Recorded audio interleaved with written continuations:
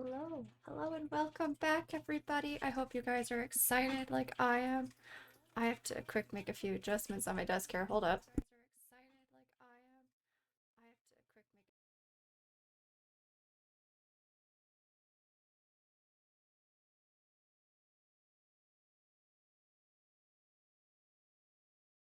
Okay, that should be good. That should be good. All right. I hope you guys are excited. Welcome. We're gonna go to this screen really quick. Hello, I'm all decked out for Ace Week. I've got a shirt with the colors and my hat with the colors. I know the purples don't match, but it's fine. It's fine. Yes, look at all the love for Ace people. Okay, so a few quick things that I want to go over really quick. Um, for your guys' safety and everything. Because there is going to be topics probably be brought up that are a little uncomfy for people. I have a little system set up here. Let's go over that really quick. Nightbot, I'm going to fight you. Nightbot, please. There we go. No S. Got it. I spelled it wrong in the title too. Okay. So, because we want you guys to be safe and comfy as possible, I've set up this little emotes thing. Unfortunately, I can't make Nightbot actually use the emotes. But if we're talking about a topic and it makes you uncomfortable, please post the bleed purple emote that Pano has just put in chat.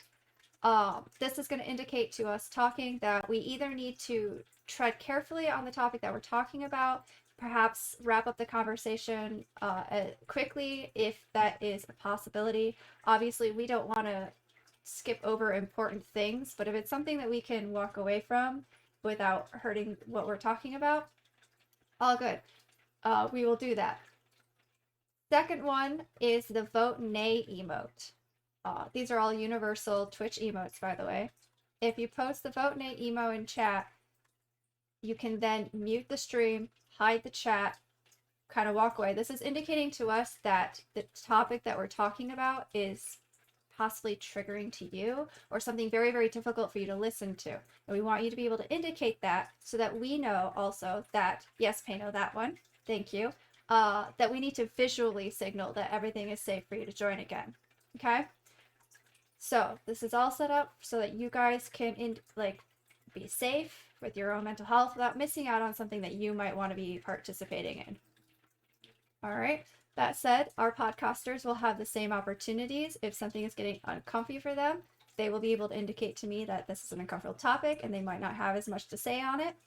Or if they need to step away, they will be able to let me know that so that they can step away and then I can let them know when it's safe to join again. So hopefully that is going to work out the way I hope. Make sure to save those emotes somewhere so that you can quick use them. And even after I see the nay, the vote nay emote in chat, I'll pause quickly. Everybody will pause to give you that chance to mute and hide the chat for a second. Okay. So here we go. I put a lot of thought into this, as you can tell. I want everybody to feel safe and comfy here during this. But I do know that some topics are going to get a little much for some people. Also, we have a few other commands for you guys to use today. We have a definitions command, which is actually going to bring you to a link for a Google Docs where I have a giant list of definitions. You might need to check every once in a while to remind yourself what things are going to mean. We are going to discuss them. So this is more for a reminder one. Thank you, Pano. We also have a resources command. Thank you, Yamanaka, which is going to give you some really good resources that I found. There are a couple of books, a couple of websites, a couple of podcasts, and a couple of TikToks. This is not a conclusive resource list, but it is one that with a bunch of really good ones that I found very helpful. The very first one on that list is Asexualsurvivors.org, which is a nonprofit set up for asexual survivors. people who have been through traumatic events because of their asexuality, or, you know, because people think that they can fix them, which is something we'll talk about later. That is there for you guys to use. And I really want to make sure that you guys know about that. The last one on the list of commands that we have, of course, is going to be the respect one. This is something that everybody can use, and you can spam it at people if you want to. But it's more of a, if your comment or question has been deleted by a mod or has been completely ignored by the podcasters, it's probably because it was worded in a disrespectful way. And we're not going to be harming our own mental health by addressing anything that is disrespectful. You can resubmit your question or comment in a more respectful way, and we will address it then, but we're not addressing anything that's going to be worded in a disrespectful way. So we have those. Some of those are on timers, so you'll see them pop up now and again. I have tea. I'm going to be doing a lot of talking. See? Thank you, Nightbot, for just proving my point. That was perfect. Okay, no. Whatever.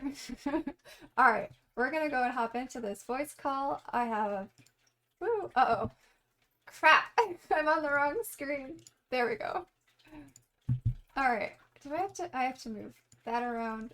Lori needs to be in black here really quick. This is stuff I could not set up ahead of time because we didn't have everybody available ahead of time. Okay, there we go. Okay. Alright, some of us are using face cams, as you can see. Some of us are not. Totally fine. All together. I cannot use Discord camera because I'm using OBS, so I have to be creative. There we go. Alright. Yes, thank you. We do have a bunch of friends with us today. Up top here, we have Phoenix, who you all know, who plays with me occasionally. We also have Sana, who plays with me occasionally and is one of our wonderful mods.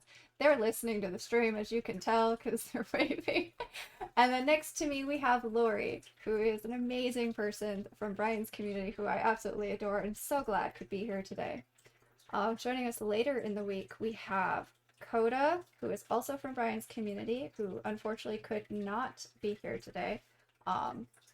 And Bugbabe, who is an allosexual friend of mine from Wade's community, who is going to help us provide some context to some things that we're going to talk about, make sure we smooth out anything that might be confusing, but they also will not be here until Friday. So, that said, let's hop into this. That's not what I wanted to do, me. Hold on. How do I make it go back and not focus on... What did I do? Guys, help. I did a thing, and wait, there it is. I fixed it. I did it. Hello. Hello. Pro streamer. I'm not nervous at all. It's fine. It's fine. Everything's fine. Alright. Hello. Hello, chat. Hello. Alright. I think first what we should do is... I had plans to make this all nice and coordinated and everything. But as we can tell, it did not work. That's okay. Hold on. I think I heard Lori, but I don't. Make sure everybody. Here, let me. Hold on. Can you hear me okay? Or do I need to turn myself up? Maybe a little bit, because you're now at 200 and I can just hear you. Hold on.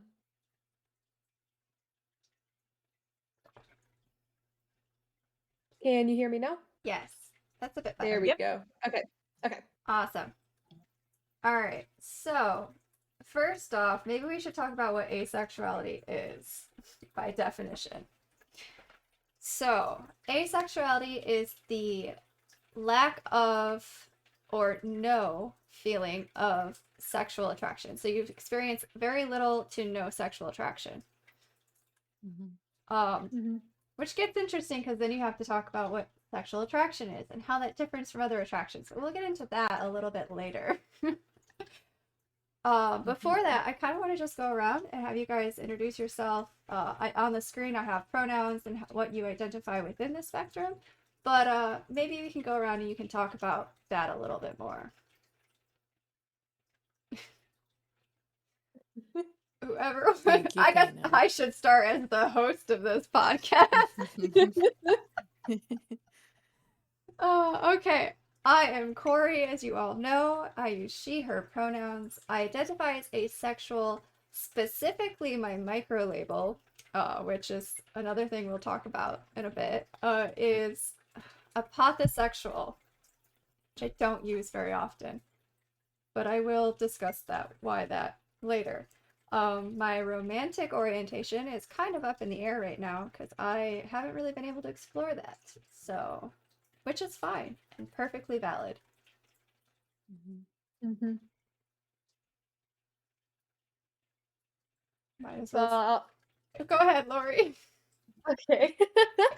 Hi, I'm Lori. As you can see on the screen, I use she/they pronouns. As far as like where I fall in the asexual spectrum, I'm still kind of figuring that out for now. Just asexual. Romantic orientation, I would say right now is pan-romantic is the closest I can get to it. I'm still, I'm really still learning about it myself a lot and figuring things out. So, yeah. That's So- all I got. I'm Phoenix. I go by she, her typically, but sometimes they, them, and I am completely fine with any and all as long as they are used respectfully. I identify as asexual. Uh, don't have a definition or a term yet for my micro label, which we can talk about later. My romanticism is pan-romantic, and I do consider myself gender fluid, and that's pretty much it. Alright. So I'm Zana. Uh, I identify as asexual, but my micro label would be more demisexual. Um, I am also pan-romantic and identify as gender fluid. Yay! Okay, so I guess we should probably talk about those micro labels a little bit. So, micro labels are labels within the asexual spectrum that people can use that better describe their asexual experience because, oh boy, asexuality is probably one of the coolest sexualities out there because it is so inclusive of so many different things and feelings and experiences and it's awesome. But it does kind of make things a little bit complicated when you're trying to talk about your own experience. So, and the list I have compiled is not even comprehensive because every day there is something new being added because new people are finding the words to describe their experience, which I think is amazing. So, we have demisexual, as was brought up by Zana, which is basically you don't experience any sexual attraction unless you have an emotional bond that is formed with a person first. And I like, is it any emotional bond, Sana, do you know? Or is it like a specific kind of emotional bond? Do you want to talk a little For bit? For Demi. For me personally, the way I Uh-huh. see it, it's a special emotional bond because, of course, you can get into friendship bonds, which, of course, I guess could lead to a more sexual relationship for some demis, which I have heard of before because they do develop that closeness. But it doesn't really have a word for it, I guess. It's just that closeness and that trust Okay, that for me personally. that's fair. Yeah. Um, Sorry, did you have more to add to that? Mm-mm. Okay. I'm gonna try really hard not to talk over people. Okay, so the next one that we have is Graysexual, which is a person who only rarely experiences sexual attraction they only experience it under certain circumstances, or they experience sexual attraction without the desire to act on it. So they feel sexual attraction towards somebody without the desire to actually have sex with that person. And Demi and Gray are kind of, not to kind of use a pun, but the gray areas of asexuality sometimes in the context of the spectrum. And a lot of times you will see, unfortunately, sometimes members of the asexual community will even deny them as being part of the asexual community, which is really sad and tragic to see. So we will also touch on that topic later. So another ace micro label is Graysexual, which is someone who experiences attraction towards someone that they've just met, but that sexual attraction fades or disappears once you get to know that person. Hi, kitty. We have reciprosexuality, which means that the person only experiences sexual attraction towards someone who is already attracted to them. There's achio or lithiosexuality, which is a person who feels sexual attraction to someone unless they are attracted to you, so only if it's not reciprocated. You have cupiosexuality, which is someone who doesn't experience sexual attraction but does desire a sexual relationship. There is plasiosexuality, which means that you don't want to receive sexual acts performed on you, but you want to perform them on others. And then the opposite of that being I am phanosexuality, which is you don't want to perform the acts, but you want to receive them. This is a long list, guys. I am sorry. We are so inclusive. There's a demisexuality, which means you can't tell if you experience sexual attraction or platonic attraction, and you have to distinguish between them by using other factors other than actual sexual attraction. There's cute. Oh, I'm not even gonna say this one, but it's koi, I think. Koi or WTF sexuality, which means that you cannot tell if you experience sexual attraction or even what kind of attraction you experience. Which is why I think the WTF part of that name is kind of funny, because it's like, I don't know. What the hell is attraction? And we have novia sexuality, which means is a person who experiences sexual attraction, but that sexual attraction, or they experience an attraction, but it can't be explained within words. So it's kind of hard for them to explain their sexual attraction.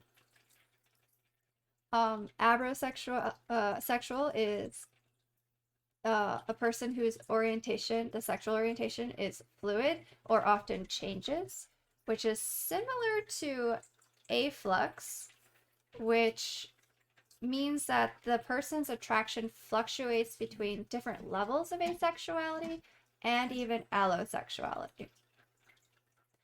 You have agrosexuality, which means the person experiences a disconnect between themselves and the object of their sexual attraction and or fantasy.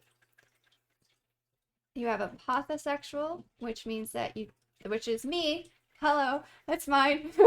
Which means that you don't experience sexual attraction and are sexually repulsed. Just another fun thing to talk about. Then you have fictosexual, which means you experience sexual attraction exclusively for, or your attraction is influenced by fictional characters. There's Graysexuality, which means they have little to no sexual attraction due to a trauma, possibly caused by a bad past experience with the type of attraction or a mental or emotional exhaustion. There's sexuality, which is used to describe someone who feels a sexual attraction, but used to feel sexual attraction, but doesn't anymore due to trauma. You have Asexual, which means that the person is, I lost my spot. Hold on. They feel sexual attraction after another form of attraction is felt, and the original may or may not fade or be replaced by the new attraction. So, like, you start with a romantic attraction or something, and then it can develop into sexual attraction. There's ace vague, which means that their aspect status is uncertain or affected by their mood. There's burst sexual, which means that the sexual attraction comes and goes, or may or may not have a reason to. Hi, Peanut. There's that one's specifically for romantic, though it might have an asexual offset. Some of these are just romantic orientations that I found, but as we know from asexual orientations, they do have asexual meaning as well. Hi, child. So yeah, we won't go into those two right now. But yes. I saw someone say hello. Ah, the elf bee. Hello, welcome. Welcome. Thank you, Pano, for spamming that in a more easy to read way. Alright. I need to. So, do you guys have a specific topic you want to start with now that we've pretty much gone over the majority of the main definitions, I think? I don't think I I have a would like specific. Oh, You're good. I No. was just going to say I don't have a specific one I wanted to start with, so you can go ahead. okay. Now, I was just about to say, and it's okay if you guys don't have a micro label. Like, I myself do not have a micro label that I attach to. I haven't actually came across anybody who, you know, experiences sexual attraction and stuff in the same way as I do. Um, like for me, I don't look at a person and say, "Oh, I want to have sex with them." That never crosses my mind. So I am definitely ace, but I can get to the point where I want to role play and be in a headspace with them. So, you know, Mm-hmm. I And don't have a label for it, but that's okay. exactly. Yeah, just because you don't have a microlabel or a microlabel doesn't vibe with you doesn't make you less asexual than anybody else. You still are valid as an asexual person. Exactly. And on that topic also, one of the other cool things about asexuality is how fluid it was designed to be. Peanut, I really need these headphones in. It was originally designed to be a sexuality that you could freely identify as and leave as that identity changes, because nobody is static, right? Identity changes over time. And asexuality was designed to allow that. So if at one point in your life you're like, yeah, asexuality vibes with me, I identify as that, that is me, and then years later or whatever, all of a sudden you're like, that doesn't quite fit anymore. I actually think I'm more, bisexual, or I think I actually do experience sexual attraction in some degree. Then that's fine. You can no longer identify with asexuality, but that doesn't make your time at when you identified as asexual any less valid. You were still valid then, and you're still valid now. And I think that's like the coolest thing. Mm-hmm. All right. Let's see. Maybe we should talk about next the different kinds of attraction.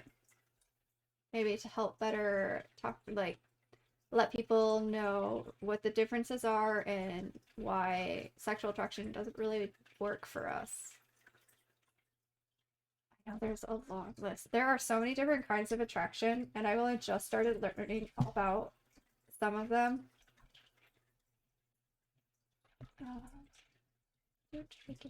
Okay, so there is sexual attraction, romantic attraction, sensual or touch attraction, aesthetic attraction, emotional attraction, and intellectual attraction, as well as many others. A lot of these I just learned recently thanks to some of the podcasts I've been listening to. But yeah, hi. Okay, this is not gonna work, filed.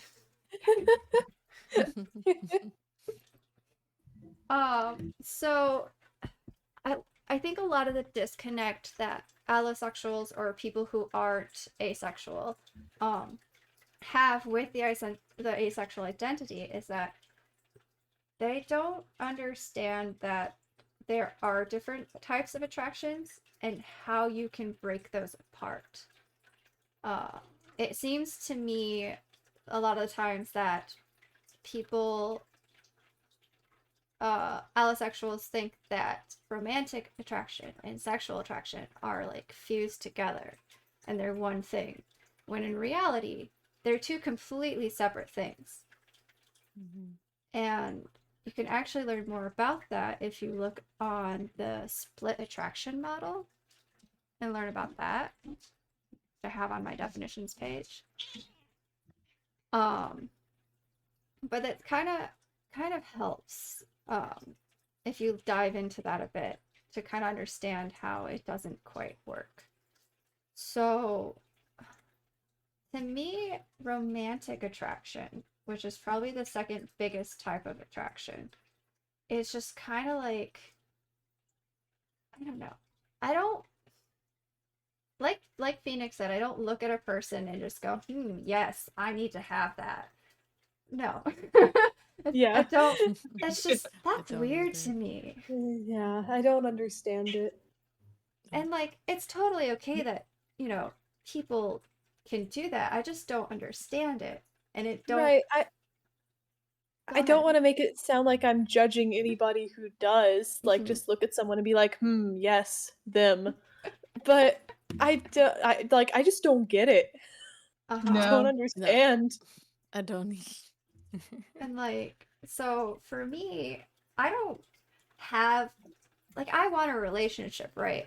But I don't dream of that kind of a relationship. I want something sweet and deeper and more meaningful than just, sex. I want cuddles, I want time spending together. I want the Mhm. sweet things that just make you kind of warm and fuzzy on inside. And to me is kind of how the best way I can describe romantic attraction. Mhm. I think that's fair. What about you guys? How do you differentiate in your head between those two? It's a hard Hmm. question. Yeah. Mine's very similar to yours, Corey. Somebody I can hold hands with and walk down the street with, or who I want to spend the most time with. Mm-hmm. Like, am I looking forward to spending time with them? Am I making time for them, kind of thing? Because for me, time is the most precious part of a relationship. Mm-hmm. That's, I guess, we go into love languages. That is my love language, is time. Yeah, mine too. Yeah, and for me, it's about the small things that, you know, I crave the small things. I crave somebody, like maybe making you a cup of coffee in the morning, or Hmm. running you a hot bath, at the end of your work day, or just the small little touches to show they care is what Hmm. attracts me, and that you know what I want out of a relationship and crave, and you know and that's what I find you know romantic and attractive.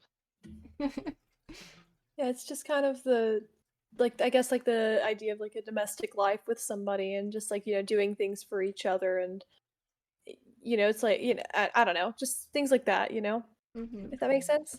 Yeah. And like I think it like even goes even deeper than just like the things you do together, but like the things you share with one another and having a deep connection where you don't have to worry about, you know, saying something that's gonna set them off or, you know, Hmm. I realize Being that, able to freely talk. yeah, and I realize that kind of describes a lot of relationships, but I think the biggest thing that's missing out of it is at the end of the day, I don't want to go further than that, you know?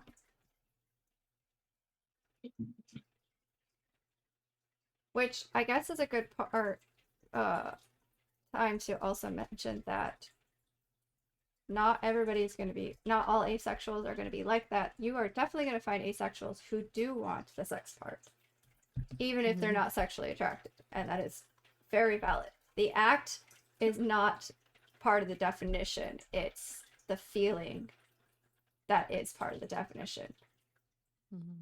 And I think that's very important to remember, especially as we move on, because I've noticed that in a lot of ace spaces, people who are more sex favorable tend to be kind of pushed out. Yes. And that's not okay. Nope. Okay.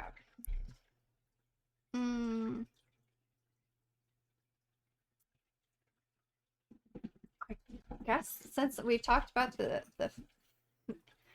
sex favorable part, we should probably talk about those things too. The difference between sex favorable and sex positive, and sex indifferent, and sex repulsive, and sex negative. So, a sex favorable ace would be an asexual person who may decide to engage in sexual activity, even though they don't have a desire for someone on a sexual level.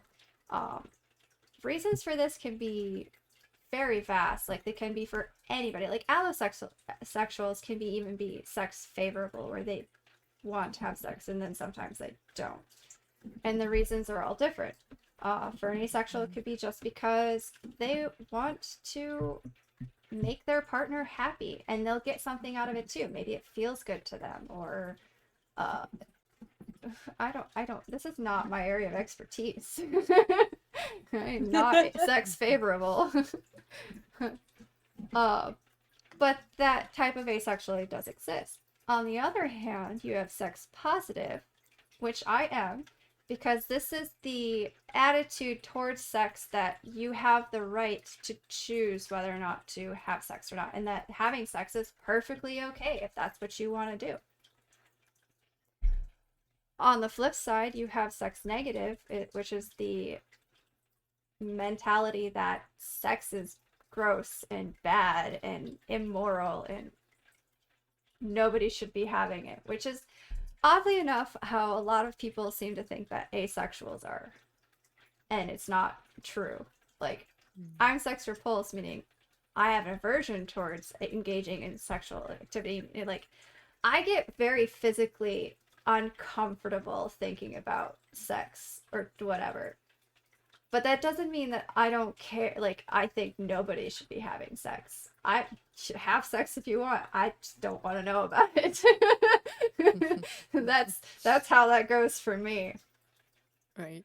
And then you have your sex indifferent asexuals, who are people who are just kind of neutral. They're just, sex is sex, whatever.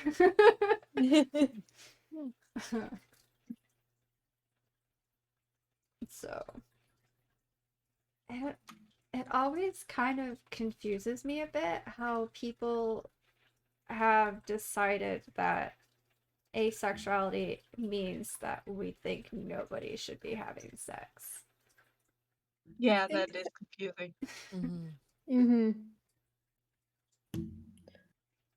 I grew up in a very conservative environment, so like when I first came out, it took a long time for people to like understand what I was saying, because like I would say something that was along the lines of like, oh yeah, I'm ace, you know, like I don't want to have sex, I don't want to do that kind of thing, and then the response I would get would be, well, good, you shouldn't be having those urges anyway until you're married, and I would be like, no, that's not it, that's no. Like, Yep. so I think it's very easy for a lot of people to look at asexuals and just be like, oh, they're just really, really conservative, or that kind of thing. And when we're not, that's not what we are. I think it's just I think that a lot of people get them mixed up. Yep. They'll decide later when they want to raise a family and stuff like that. Yeah. Which bleeds into some of the microaggressions that we hear as ace people. Like you're saying, like Lori is saying, like oh, you'll want it when you get older, or you're too young to know, or you haven't met the right person yet. Well, in my case, it was more of like because I was raised in a Christian environment. Mhm. They were like, "Oh, well, great. Then lust just isn't something that you struggle with," and I was like, "That's no, that's not it." Yeah. I Like, never actually did a coming out. I found the term asexual, oh gosh, what, my maybe 4 years ago? And I'm 32, okay? So I went most of my life not even knowing that this thing existed. And when I found the term and read about it, I was like, oh, this is me. And I just started posting it all over my social media and like information about it and just flooding my social media with it. There was no like, hey guys, I'm asexual. It was just, here, have all this information and maybe you'll get the point. uh, so yeah, I didn't have a formal like coming out, but I've definitely heard some of those microaggressions. Mhm. Oh, I made a pinned tweet for Ace Awareness Day of microaggressions, and now I don't even. It's buried. I don't know how to search for things on Twitter, but it's fine. Let's see. But yeah, I guess my family's been okay with it. Mostly because I think they just, because I don't live with my family anymore. They don't have to think about it all the time, and it doesn't really seem to make any difference to them about it. So they're just kind of like, oh, okay. But, I mean, they're supportive. They're like, oh, if it makes you happy, then, that's fine. But they're not, like, gonna be like, okay, let's learn all about this so we can understand, Corey a bit better. Which is Mhm. fine. At least I have the support. That's what matters. A lot of people, sadly, do not. Um, but yeah, let unless Sana or Phoenix have anything they want to add to like the coming out thing that we mentioned. Yeah. No, I really didn't have too much of a coming out. I just mentioned in passing that I'm really not interested in sex that much, and people were like, "Oh, okay," and they went about their days. I went about mine. Yeah, I I never really came out either. It's just kind of like, yeah, not it, I don't see what the big deal is. And people just kind of like, oh, you'll figure it out later, and just never mentioned it really again. I would ideally that would have been how my coming out would have gone, but again, conservative Mm-hmm. community. Oh boy. Mhm. And it's strange to think that we're the lucky ones in that, Mhm. and that there are worse experiences out there. Mhm. Mhm. I mean, really thinking about it, I am lucky. Mm-hmm. Like I know, like obviously I was not accepted. I don't live in that community anymore for that exact reason, but I'm still like lucky. Mm-hmm. I count myself. I'm very thankful for the way things did happen, and I don't think I would change it if I had the opportunity to. But like I'm so thankful for the way that we can be accepted. Mm-hmm. Like, I don't know if any of you guys are on the asexuality subreddit or any other asexual subreddits, because I know there's a few. There's one specifically for demis, as I shared with Zana one day. Yes, I'm a uh, part of that one. and reading through some of their experiences and stories, it can be very heartbreaking to hear about how hard it's been for some people. Just to be like, I don't really want to have sex. And that kind of blows my mind a bit. Like, why is it such a big deal? I mean, like, with any sexuality, why is it a big deal who you decide to spend your entire life with? But especially if it's just like, I just don't feel a sexual attraction to people. Why is that so hard to accept? You know? I think it kind of goes into the sexualized world. Yep. Commercials, TV, radio, everything. It's there. Mm-hmm. Yeah. So people think it's ingrained in everybody else that they're that way. Which, yeah, I can understand. I mean, sex is everywhere. Yep. Yeah. We live in a culture where everything is about sex, and it doesn't necessarily go well for us. Or it does, it makes it a lot harder. So let's talk a bit about that, about being an asexual person in a hypersexualized world. Oh boy. This is also going to be individual. I mean, there's some things that is going to be slightly universal, but individual. Like, to me, it doesn't really bother me because I'm into the headspace of sex. So, um, you know, it's just more stuff for me to consider, with my role play and stuff. Like, Mm. and like in reading novels and romance books and stories and stuff like that is actually really good for me. So even though I am ace and I don't experience that attraction, I'm perfectly comfortable in the hypersexual world. But I know that's not everybody's experience. Mm-hmm. Mhm. And that's completely valid too. Like, that's another interesting thing to bring up is like asexual people not only do have sex sometimes, but they enjoy seeing sex scenes in movies or reading about it or writing about it. And that's completely valid. Again, that's a choice thing and a comfort level instead of the non choice of like, I just don't feel this thing. Mm-hmm. So, Mhm.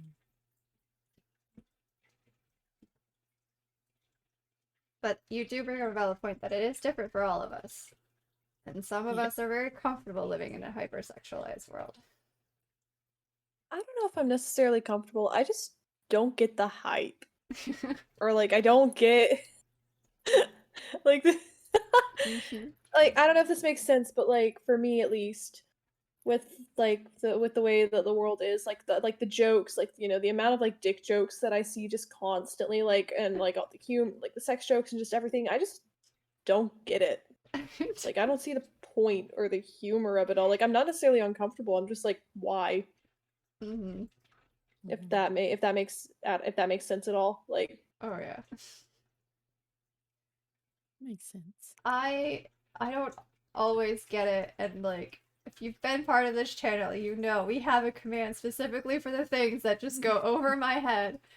But I also don't understand the hype around sex. Like I don't understand what could be so great about it. And I don't know if it's because of my repulsion or what. But like but I'm also like my comfort level is different. Like I'm not completely comfortable with like sex jokes and stuff. I'm okay enough to a point where it's just like, okay, yeah, no, what, fine, you can make those and it's fine. I still have a little discomfort, but it's not something that bugs me enough. But there's definitely a line somewhere, and one day I'll figure out where that line is because someone will go too far. I'm like, no, no, that's just no. I am less comfortable making sex jokes than I am hearing them. But I can still do it to a point, as you all know. Yes. uh, oh. no, I'm kind of with Laura. I don't understand the hype. I'm not comfortable reading about it in books. I will tend to skip over sex scenes in books. I tend to not see them coming. I'll just be reading a book and then Oh. just all of a sudden they're having sex and I'm like, bro, what? Yeah, no. Why? Yeah, they're all over each other and you're just kind of like, where'd that? Okay, how long does this? Oh, 10 Ha- pages? Ah, that's okay. Why? Next chapter. Uh, yeah, I don't always see them coming either, but as soon as like you get to that part where you're like, oh, this is one of those things, it's like, nope, skipping over it. I don't really like seeing it in movies either, but it's harder to just skip over those and not see Yeah, it. the movies just like the worst thing for me is in a movie when like there's cutscenes and it cuts back to it. Oh yeah. Mm-hmm. Like I hate that. I hate that. I think I'm more comfortable with just like implied that they're having sex than actual sex scenes. Like the Titanic one was okay because you don't really see anything. It's more implied than anything. And I'm okay with that. Songs mostly go over my head a lot of the times if it's about sex. Unless it's explicit about sex, and then it's like, nope, moving on. Next song, please. And commercials are weird. I guess, Oh, like with the burgers and the yeah, cars and the sexualization of like commercials is a weird one. It doesn't bug me as much because, like, I guess because it's every commercial almost, and you just kind of get used to it, but it's just weird.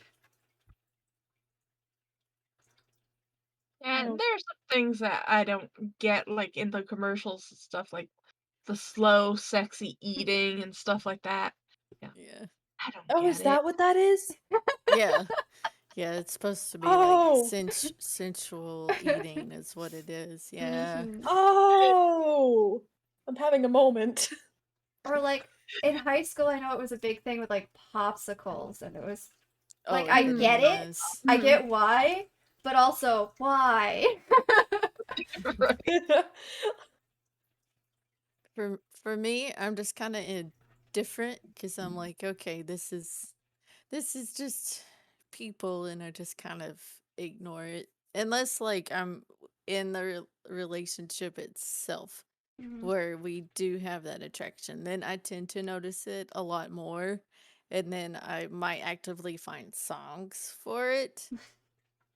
But other than that, just usually just kind of gloss over it and be like, yeah, this is just how people are, and move on. That's just how people are. Yeah,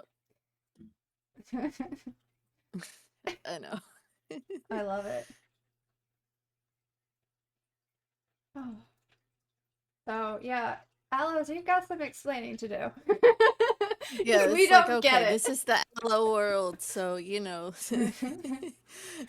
uh, and I do often wonder because now that like asexuality is starting to gain traction in like out in like where people can see it, because it used to be like if you were asexual, nobody was talking about it, you know, and nobody was out about it, and you didn't have any representation or anything. And now that it's becoming more, I don't want to say mainstream because it almost makes it sound like it's an internet fad, which it's not. But like now that you're seeing more of it, Now that there's like actual recognition and representation for it. yeah, Mhm. Yeah. it does make me wonder about some of these asexual actors in a hypersexualized, you know, career Industry? path. Yeah, industry. Mhm. Or, you know, and how they cope with that, or like if they have to put like, hey, I'll do, you know, this kind of thing, but we're not going into, you know, this other thing. Like I'll Yeah, do like finding the their implied sex scenes, but I'm not going further than, you know, putting my hand on a steamy glass or something. mhm.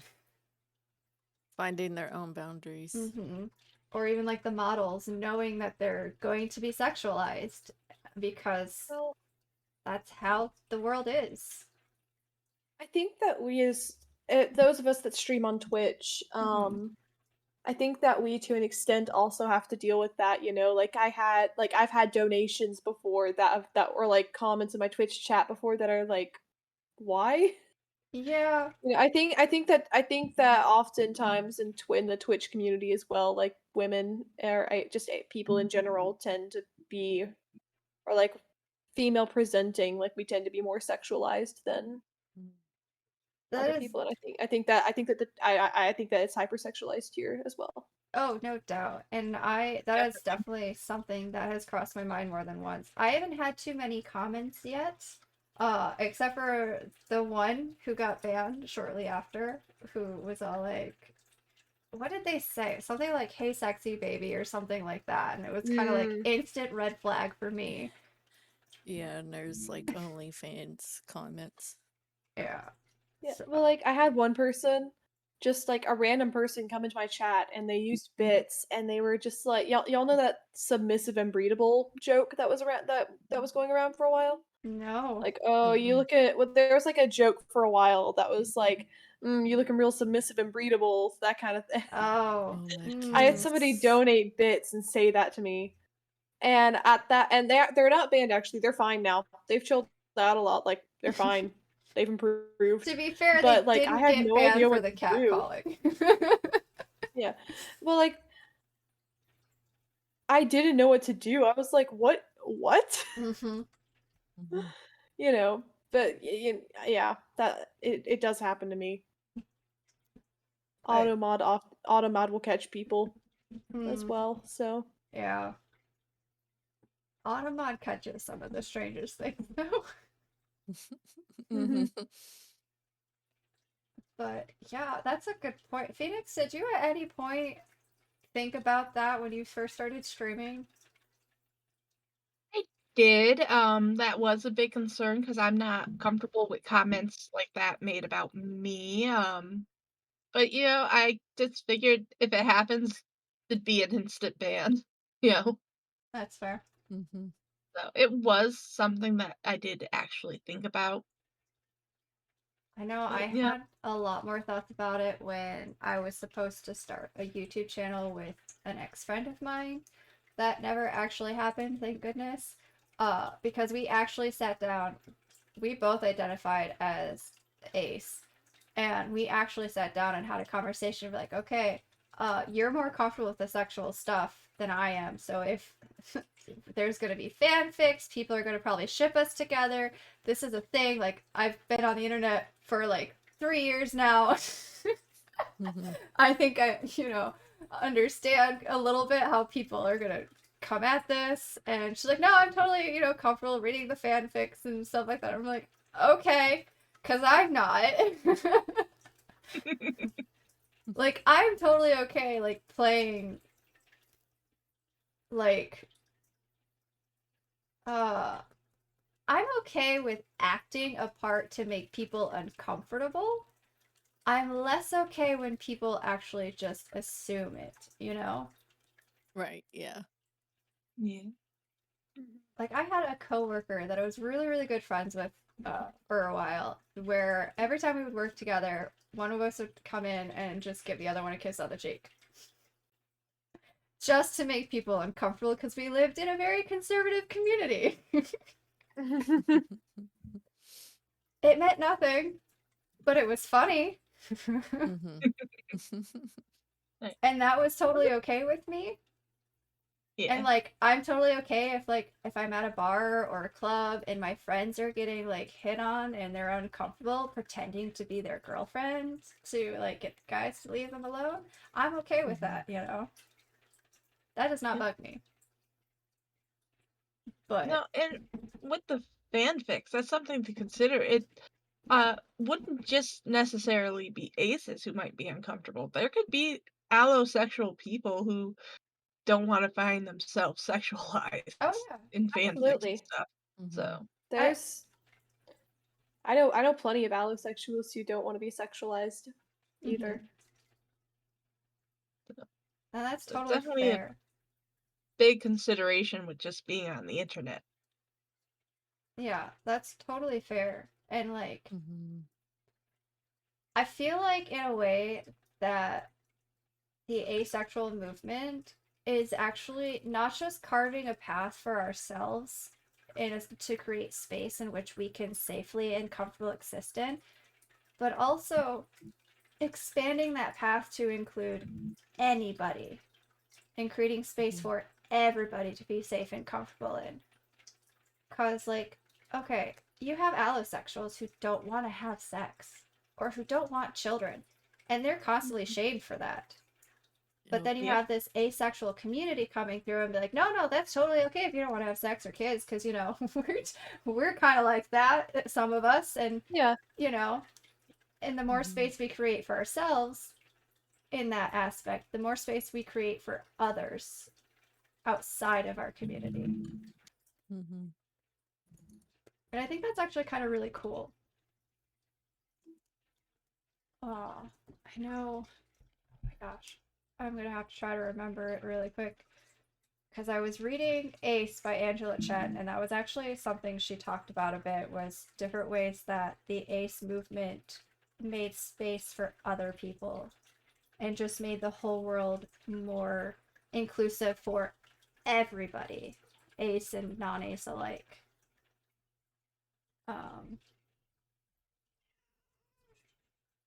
Could also help people define how they actually want relationships Mm-hmm. instead of just the sexual part. They can help break it down for themselves. That was something else she talked about as well. Um, uh, that because we are discovering the language that better describes and more broadly describes all these different kinds of attractions, that other people can now use that language to help describe the relationships that they want and they're looking for. And like people who do have sexual attraction, maybe that isn't the most important attraction to them. Maybe they are more interested in the sensual attraction or the intellectual attraction to somebody, and that's more meaningful for them. And now they have the language to just to describe that to other people. Mm-hmm. And aces were the ones that started that movement, and I think that's really awesome that we can now expand into other spaces and make every space more easier to navigate. Mm-hmm. I'm trying to see if I actually put the quote here in the Discord.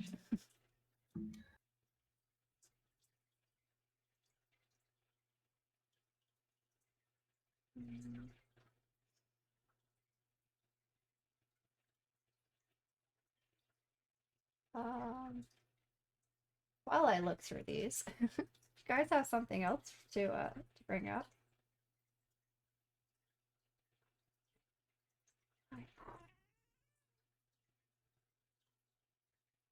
I like how inclusive the asexual community is. I think that I don't. I just think it's really cool how inclusive we've become and just the way we accept.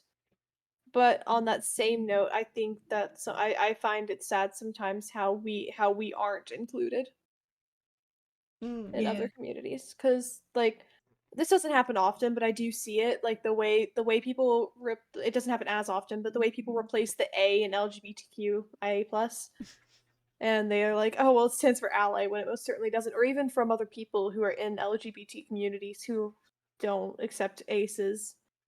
Mm-hmm. That Um, that always confused me too, because like LGBTQ community, the reason why they're like, oh, aces aren't included in this, and it's not a big portion. It's actually from what I understand, a small portion of gatekeepers.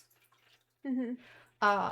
But the reasons that they tend to say that aces should not be part of it is because they don't feel that aces are um repressed enough. They don't deal with enough negativity from the allos or the non-LGBTQ community members. And it's like the reasons that they use to exclude us are kind of funny because then they have allies who deal with none of that either. but they're perfectly Right. accepted. Mm-hmm. Mm-hmm. It's Well, like, like even hmm, recently, something that I saw that made me really sad was there was somebody on Twitter I saw who they identified as trans mask and ace arrow, but said that them being ace arrow was not why like part of LGBT. They were like, no, if you're aromantic asexual, you're still on the cishet spectrum. That doesn't count. Mm-hmm. but And how? I don't understand why you would invalidate yourself like that. Right? It's Me just neither. like that's just so you're saying that you're aromantic and asexual, but that you're not part of the community? That like you're invalidating yourself. Why would you do that? It's sad. And Mm-hmm. it's also sad because it also invalidates the struggles that we actually do face. Mm-hmm. Like, just because Mm-hmm. like the four of us have had mostly positive experiences from what I hear about our asexuality, you know, being accepted in our families and stuff like that, doesn't mean that we all do. Can confirm. We don't all. And like the struggles that we face are hard, and Mhm. they're just as bad as others, you know, Mm-hmm. as like other people in the LGBTQIA community. Oh, there's a P at the end now. I found out it's LGBTQIAP plus. Hands finally made it into the acronym, and I'm so excited. Yay. And it's not just, like Lori mentioned, it's not just asexuals, it's aromantics too. And as far as I'm Mm-hmm. aware, agender, because how often do we even hear anybody talking about agender? Not very often. No. I think in the scheme of all the ace or A orientations, it like in level of visibility, you have asexual followed by aromantic followed by agender. And it's like they're all invalidated in some part by the LGBTQ communities, by Mm-hmm. the allo communities, and it's like, okay, so where are we supposed to belong with all of our struggles here? Where is our support? Mm-hmm. Yep. And I would say the support should be the community, you know, the ace community, the arrow community, the agender community, and yet I don't know if you guys even realize, uh, I didn't realize before diving into it some, but just how inclusive our own community can be, or non-inclusive our community can be. Mhm. Particularly with the people of color and disabled people. Mm-hmm. And it took reading Ace again by Angela Chen. I'm going to talk about this book a bit because it was amazing. But it took reading that book to really make me understand the why and that the fact that this actually is happening within our own community, the ableism and the racism, and it's super sad. Um, for instance, Angela Chen was talking about the oh shoot, what's it called? The website for asexual people, Avon. Um, she was talking about how in Avon they were planning an asexual like pride event, and how in the forums people were asking for spaces specifically for people of color to meet up and everything, and they were like, no, because that's just going to create division within the community and we don't want that. So they weren't making spaces for Black asexual people for Mm-hmm. this thing. Huh. And Hmm.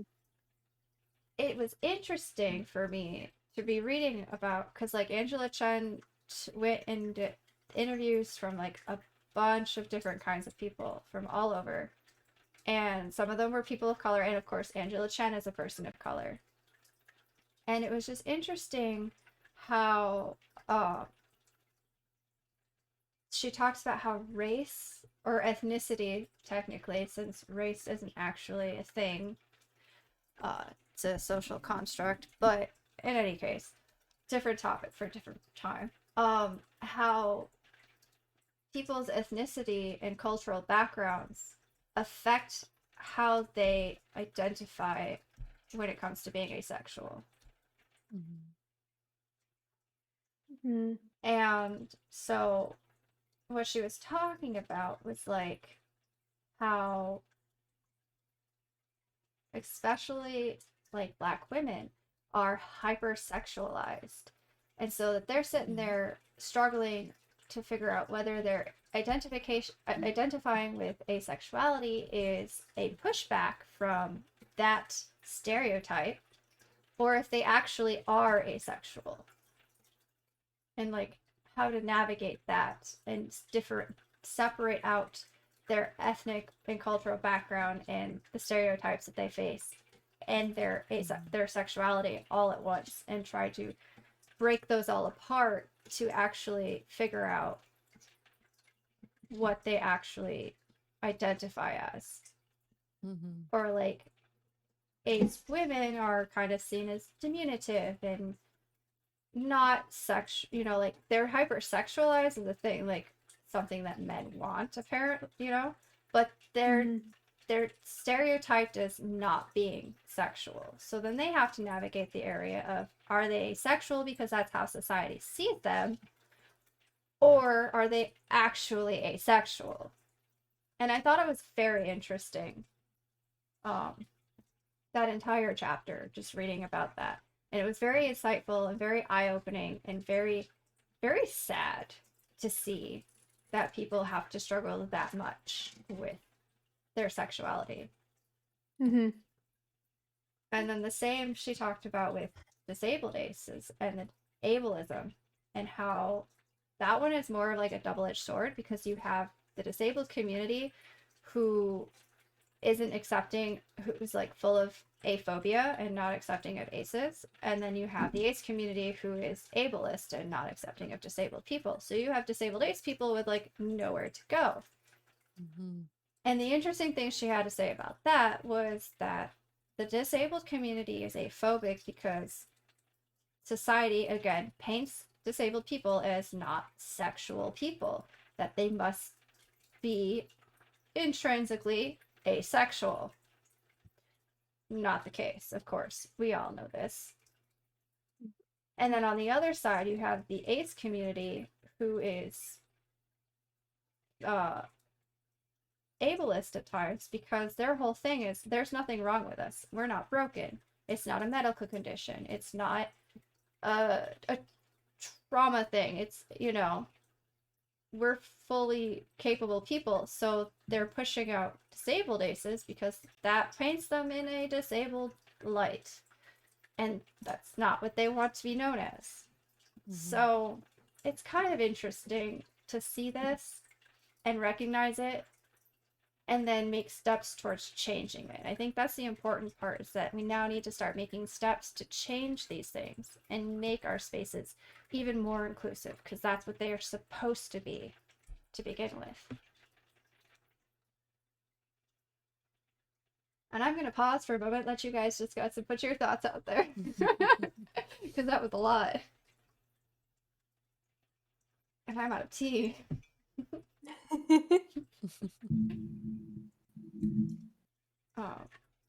But yeah, what are your guys' thoughts on those things? Because obviously we're all white women here, unfortunately. I can see it when you explain it like that. It's just nothing I've seen because I'm very lucky enough to live in an accepting community of all people. So, yeah, I choose my friends who are accepting. So I believe it's there and it exists, and I don't want to invalidate it. It's just something I haven't experienced or really witnessed personally. Mm-hmm. So I really Yeah, I can't say don't. much into it. I mean, I hope it gets worked on and stuff, and I hope to be part of the solution to include everybody. Mm-hmm. Mm-hmm. Yeah, I haven't seen much with that either. The conservative area that I grew up in, of course, it had its issues with that. Um, as far as within the asexual community goes, though, I haven't experienced it that much because I was the only asexual in the community, at least that was out. So once I moved, because I had to move because of it, actually, I'm now in a very accepting area and community, so I don't want to speak on it when I don't have any personal experience with it, and I don't want to misword something or say something out of place. Right. And mine is more with myself because, like Corey, I never had words for any of it. And I have ADHD too. So when I was trying to figure out things and stuff like that, I did have the question, am I like this because of my ADHD, or is it just part of my personality and how I see things? So I had to learn how to separate myself from my ADHD itself. And I did, it's kind of the question with the ethnicity too, like, to go along with that, where you have to do this. Am I doing this because of society, or am I doing this where people see me as more childlike and I'm more immature, therefore I don't have the capability of being more sexual? Or is it because it's how I actually feel? So I had to do some soul searching with that for a bit.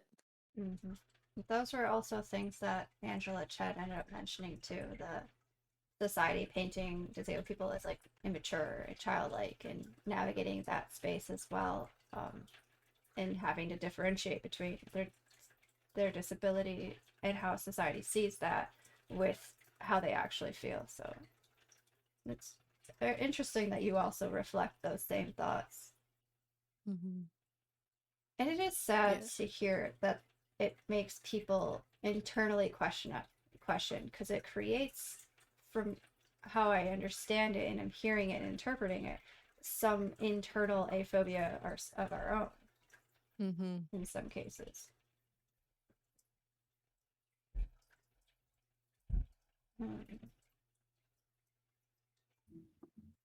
Which is interesting because I think society can be to blame for a lot of internalized aphobia within the community, which sounds weird because it's our community, but like I read uh, instances from people online who, I think the most heartbreaking thing to ever have to read is, I don't want to be asexual. I hate being asexual. How can I not be like those kind of thoughts from younger people or even older people, or like, I just want to be like everybody else. And I think it's really, really, really heartbreaking to read those because, one, like, they're denying a part of themselves that they should not be denying. And it comes from the pressure of a hypersexualized world. It really does. And I just, every time I read those, I just want to hug people and be like, it'll be okay. I promise. Yeah.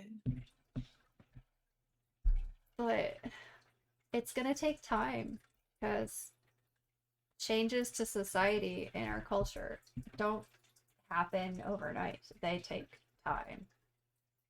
Many years. And I don't even like, I wish there were words I could say to these people that would help them feel more comfortable in their asexuality and help them realize it's going to be okay and it's okay to be this way. But I don't have the words. Dang it. Lori got spotlighted for a second.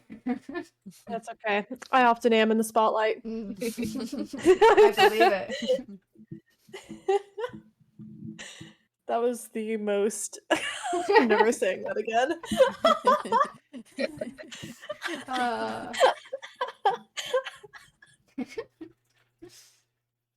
Okay. Um.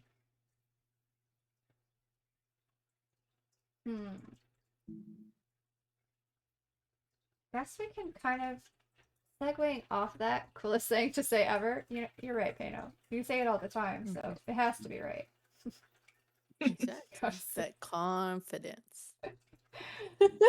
I think that's also a good way to transition into like how our other identities also impact and influence our own asexuality. Mhm. Again, I'm gonna pull from this book a lot because I spent a lot of time reading this and highlighting things. But Angela Chen talked about this a little bit with an asexual person that she interviewed and knew who was also trans, and how because society has painted trans people as hypersexualized, that it was difficult to come to terms with their asexuality due to that as well. And I'm wondering, because I know we've got quite a variety, well, we have some variety here in that, and how maybe your other identities or your questioning identities might play a role in how you identify with asexuality. If any of you have that.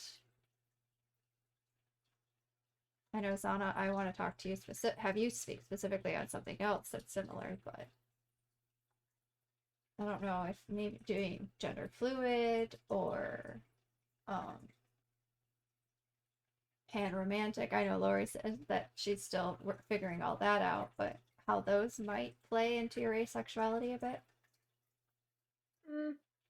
I think for me, because I'm still relatively like, I only figured out like that I was asexual last year, mainly just because like I did not grow up in a place where like it was talked about at all. I didn't know that asexual was even a term that like was out there until like I was 16.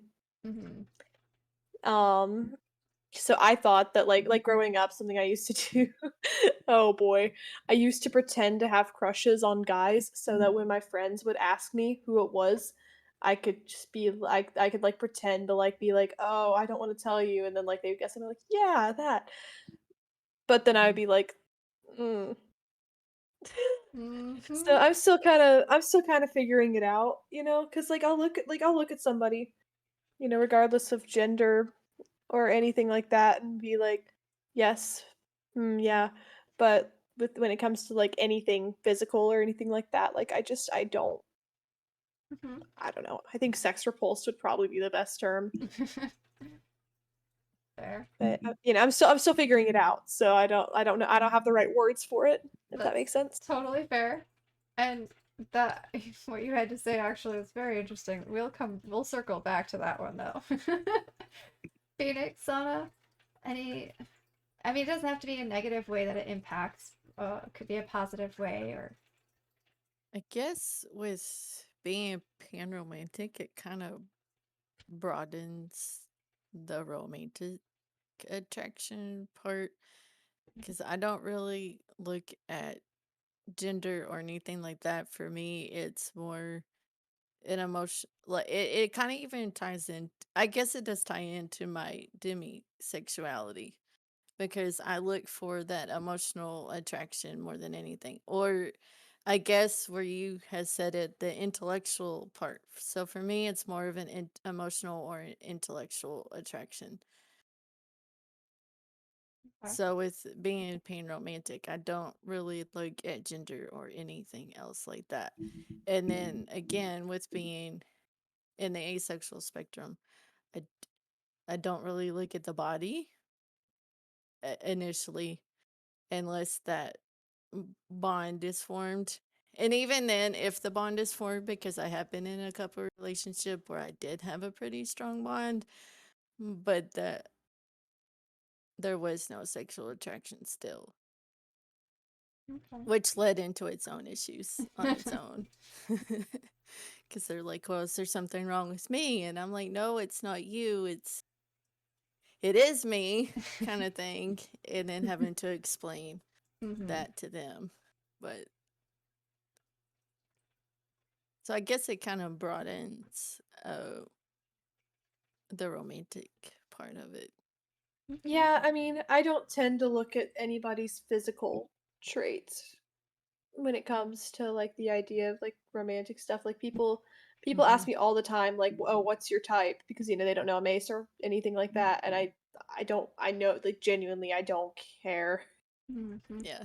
You know, And if I I think start that's a describing my type, it's usually some type of personality characteristics. mhm. There's not like oh, they have to have these eyes or this hair or Like, like the arms. yeah, I've some heard people some are people. like, do you like do you like people with muscles or like more athletic or like not so athletic? And I'm like, does it matter? Okay. Yeah, same. No, with me, the being panromantic, you know, I'm open and stuff, and to being in a headspace, I guess it's the best way to put it, with people of all genders and stuff. So, you know, for me, it's about that headspace, and it's about the emotions we can make each other feel through the role play, the in headspace and all that. So it, the panromantic takes the physical body out of it, Mhm. and stuff. So it's not something I look into. And for me, I find with being gender fluid is that depending on where I'm at mentally that day and stuff, uh I adjust to the scenarios and stuff where fulfilling for each other. There will be times where I will take a more masculine approach and, typical role, and there will be times where I will go more feminine, and there will be times when it's just completely neutral and it's just me being me and two people who are, mentally doing it for each other. And so, you know, it does affect as in, how we're doing it at the time, but it's Mhm. still not really important. Like, my partner is also kind of very similar to me with what turns them on, what you know, they tend to prefer the headspace as well. And they prefer being more feminine in the space, and that's completely fine with me. So sometimes it's more like it's a female and female relationship, other times it's male with female, other times it's just the two of us. Mhm. Yeah. So is something that is an interesting dynamic, and sometimes I think about and discuss with them, and yeah, we talk things out. Mhm. But it still works within, how we both identify, and so it's just interesting to think about how the gender fluid plays into part. And like I said, the panromantic part, you know, I could get into that headspace with, a person of any gender identity. So, for me, it helps broaden things, and uh I think you guys get what I'm saying? I don't know. Makes Yeah, sense. Uh, so, like, so I do, like, I know that Sana had mentioned, like, she doesn't really look at bodies. I can find, like, some people aesthetically attractive. And so I can look at someone and be like, they're kind of cute, you know? Doesn't have a sexual attraction tied to it, though. Like, it's not like, oh, yes, I need to have that person. It's just, I can appreciate that they look nice. You know, like Mhm. looking at a work of art, it can be very pretty to look at, or a flower. And so, like, but that's not. you know, like what I'm looking for either. It's more of like, I can appreciate your looks, but that doesn't mean we're gonna have a relationship. Because, like everybody else here, I've been kind of leaning towards pan romantic myself, simply because okay, so this is why this is going to be an interesting segue, I guess, or conversation about this. But when I think about what I would look for in a partner, a lot of it has to do with what you guys talk about, like the intellect or the emotional bond or peanut. Sorry, misbehaving child. Um, and a lot of like the more I thought about it, because I actually started thinking about it recently when I ran across a TikTok asking, you know, would you date a trans man? And so I was thinking about it, and I'm like, okay, so what do I look for? What would I look for in a partner? And the more and more I thought about it, the more and more I realized that gender has no play in it. You know, like it doesn't have to be a guy, I guess. I mean, if it's a girl and they have all those same qualities, I might consider dating them just as equally. However, in my head, when I think of uh like romantic situations and stuff like that I want to be in, there is always a guy there. And that leaves me to navigate a little bit on how much of that is ingrained from society and how much of it might actually be maybe I have a bigger preference for possibly men or masculine presenting people, you know? So that's kind of why I'm still questioning. One, it's very hard when you're not dating to actually navigate the spaces and start learning about that.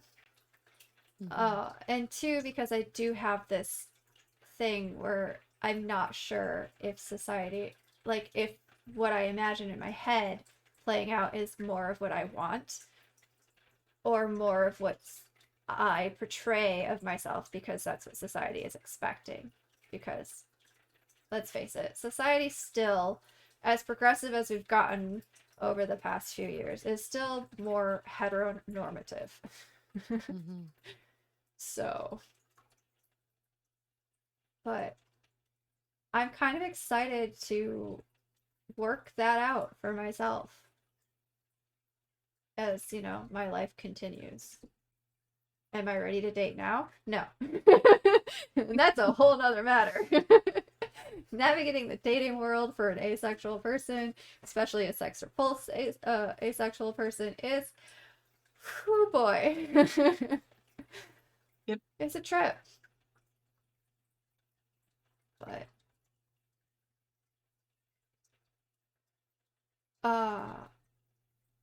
circling back to the thing about Lori that she mentioned. The making up boy. of crushes. Yeah. How many of us have done that? Hmm? I said, how many of us have done that? Made up a crush.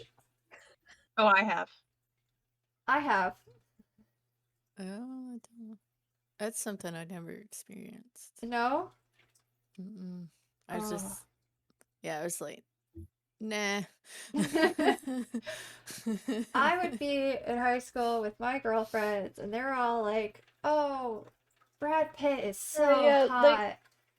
like you're at a sleepover or like something or whatever the occasion is, and it's like 3 a.m. and everyone's like, well, what about, I'm just throwing names out here. What about like Michael? He's cute. Like, I think that you would look up at this person and then they turn to you and they're like, well, what about you? And you're just sitting there like, oh no. Yeah, on the spot, and you're like, this guy. Yeah, you throw a guy out, or in my case, it got to the point where like I would say somebody's name and they would be like, "There's no way, it's this person, isn't it? You're throwing us off," and I'd be like, "Mm-hmm, You are misbehaving. I know. sure." And I had a high school crush, quote unquote, where there was a guy who was actually a really good friend of mine, and he was, to me, aesthetically attractive. but that was as far, like, and I found his personality interesting, but that was as far as it went. Like, it was just, he was a really good friend, and maybe, like, the friendship feelings were a bit stronger for him, or maybe because there was pressure to have crushes that they kind of increased. But I don't I don't know. Like, people would ask me who was my crush, and I'd be like, "Oh, it's this person." Mm-hmm. And then later to find out that there are such things as platonic quote unquote crushes. And that's more of what it was. But at the time, I didn't know the difference. So, like, I thought the feelings that I was having were equal to some of the other feelings, even though I knew that I didn't want to have sex with him. And I know that other girls, when they talked about some of these other guys that they had crushes on, that's kind of what they were leading towards. But, like, not knowing what sexual attraction is because you've never experienced it before, it makes it really hard to really understand that difference. And so in high school, I seriously thought I had a crush on this guy. Now, celebrity crushes were a different thing. When they started talking about celebrities they thought were hot, and they'd be like, "Well, what do you think?" And I was like, well, I think this one is cute." And to me, cute had no sexual connotation to it. Like hot did. Hot has, to me, has a sexual connotation. Cute is just kind of like, well, they're pretty. So there was some making up of crushes, and then there was a misunderstanding of what a crush actually was. So that was interesting. Which then gets into interesting conversation with the guy asks you, I thought you liked me in high school. How come you never asked me out? Well, have you heard of the term asexual? Because I hadn't either. um, uh, but that was a trip. I had something else pop into my head and I've lost it.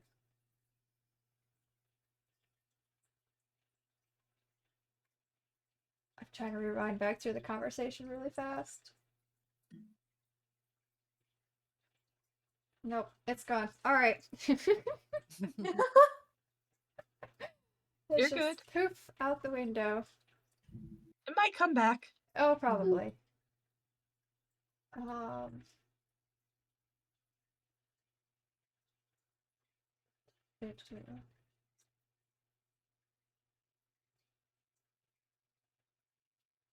Um. There was a segue too, also, and I think that was part of the thing that my brain lost.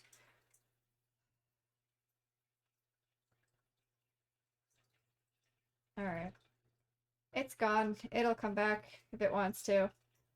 Um. Hmm. I hate to continuously circle back to ideas, but going back to the how asexual spaces are not always as inclusive as they need to be. Zana, you want to talk a little bit about how the asexual community sometimes is not as welcoming to demisexuals as it should be? Oh, yeah, because I've seen a lot, even like on the subreddit and Twitter and stuff, when people start talking about like demis, they're always like, "Well, you're not welcome here because you want to have sex in your relationship, or you're just pretending to be ace." I've actually heard that before, that you're actually out, you're more allo, you're not in the ace community because you're just confused. And that's what I hear from allos too. It's kind of like, okay, well, you're just confused. You don't really know what you want, kind of thing. You'll grow up into it. That's what I heard when I was younger a lot, is, oh, you'll grow into it. Of course, I didn't know the term demi then either, but I always heard, now I hear from both sides. Well, you're just confused. So it's like you're not really ace and you're not really, you're somewhere in the middle. And that's how people tend to make you feel, that you don't belong in either community. Yeah. And a lot of that stems from that. And not all demis have sex in their relationship. They have a more typical ace relationship, but then you have the demis that have the or have the sex in their relationship. So it's kind of like you ca it's like, okay, then where do we go if we're not welcome in either one? Which I would assume graysexuals would have the same issues as well. I Yes. Yeah. obviously don't know because I'm not graysexual and I don't know anybody who is, so I can't ask. But Mm-hmm.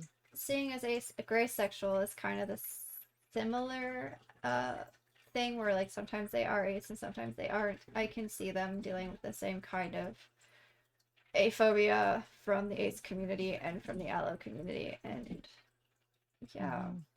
And I think it's really important to realize that the definition of asexuality has changed a bit over time. It used to be a word to describe people who felt zero sexual attraction. And now it describes people who feel zero to little sexual attraction. I think that Mm-hmm. distinction of that little is very important and should never be forgotten. It is. Because that's like with the the demi community. It's even if you have that emotional bond, you still have that 1% chance. That's what it's like the roll of the dice that you'll actually be sexually attracted to that person. So it is very little attraction still. Mm-hmm. And I have seen some demis in the community that are more hypersexual. It, but there are also some that are very uh limited with their sexuality. Mm-hmm. So it kind of it's its own spectrum in itself. And I think that's also kind of an interesting point too, because there the asexual spectrum in its entirety isn't, you have your sex favorable asexuals on one side, your sex repulsed people on the other side, and then like your demis or grays right smack dab in the middle. That's not really how it is. It's not a straight line. It is a No. lot like, you know, a spectrum, you know. Yeah. I see it more as a circle with like these different lines are filled in different places. Yeah. Mm-hmm. And there's a lot of overlap between some of them, even. Yeah.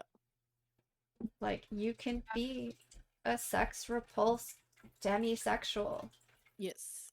That's a thing. And that's totally valid and okay. Or you could have a sex favorable anybody, really. I'm struggling to combine the sexualities together to describe this ability to overlap as well as I would like to. But I think again that's what makes our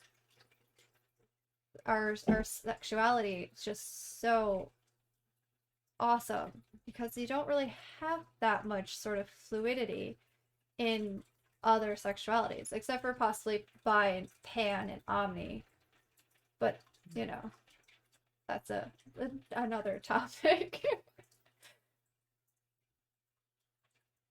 um Hold on.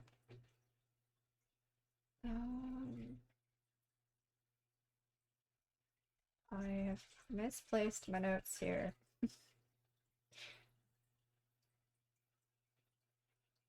There was something else in there from Angela Chen too. And I'm gonna lose thoughts here every once in a while.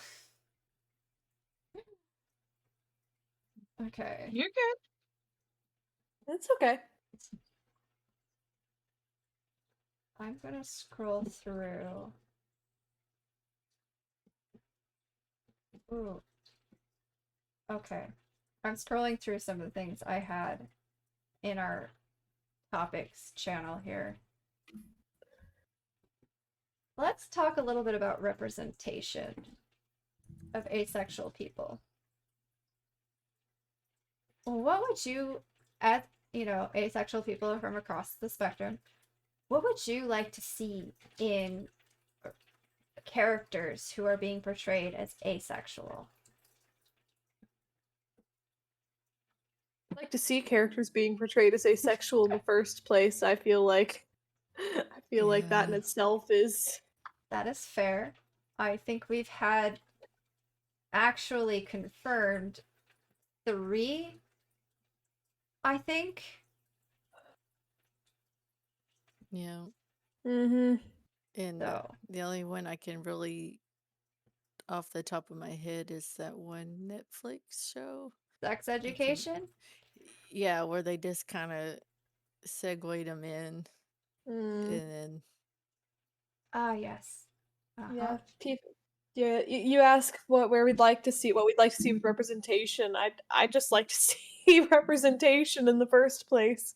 That's More fair. specifically, if we did get representation, when hopefully we get representation, I'd love for them to be able to show like the spectrum and not just be like, I'm asexual, so yeah, and just have that be it. I'd love like that's for the spectrum Mm-hmm. to be represented, but I think really the first step is just having that in the first place.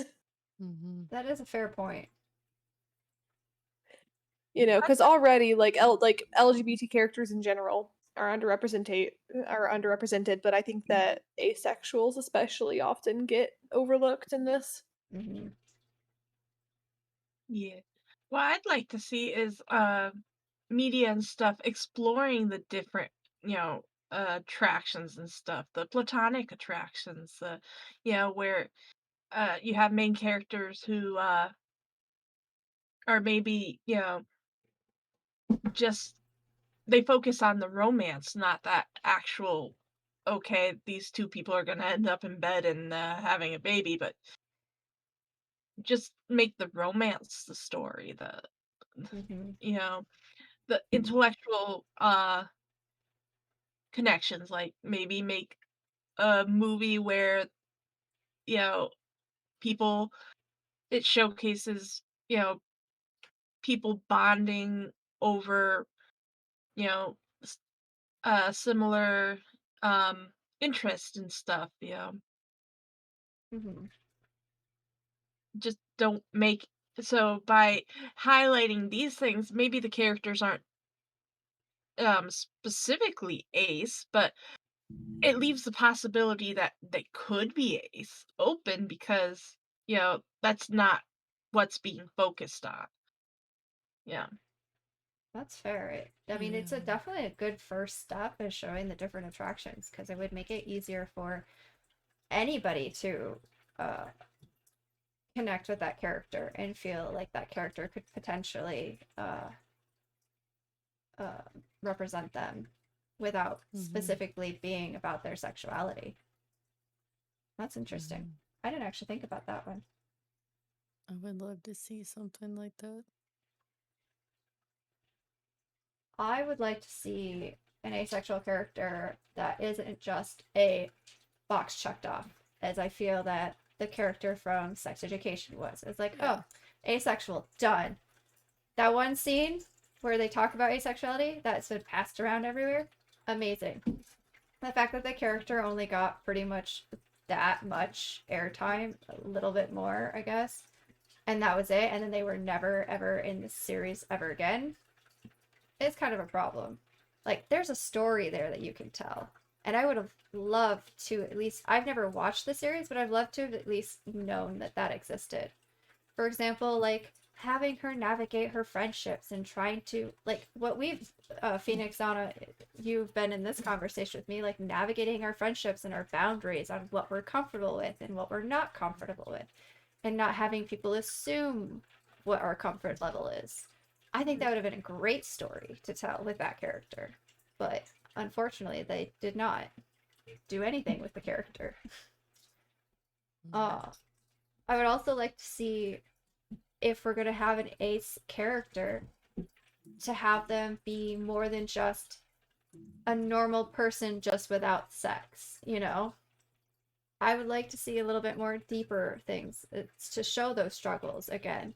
that we as asexual people face in all of our other relationships, our romantic relationships, our personal platonic friendships, uh, and all of those things. I would love to see that come out, and not just us. And it's going to be hard because, again, the A spectrum being as broad as it is, I would love to see that spectrum represented, like Lori said. And it's going to have to be done with different characters, or a character trying to explore their asexuality through these different things. That would be great to see.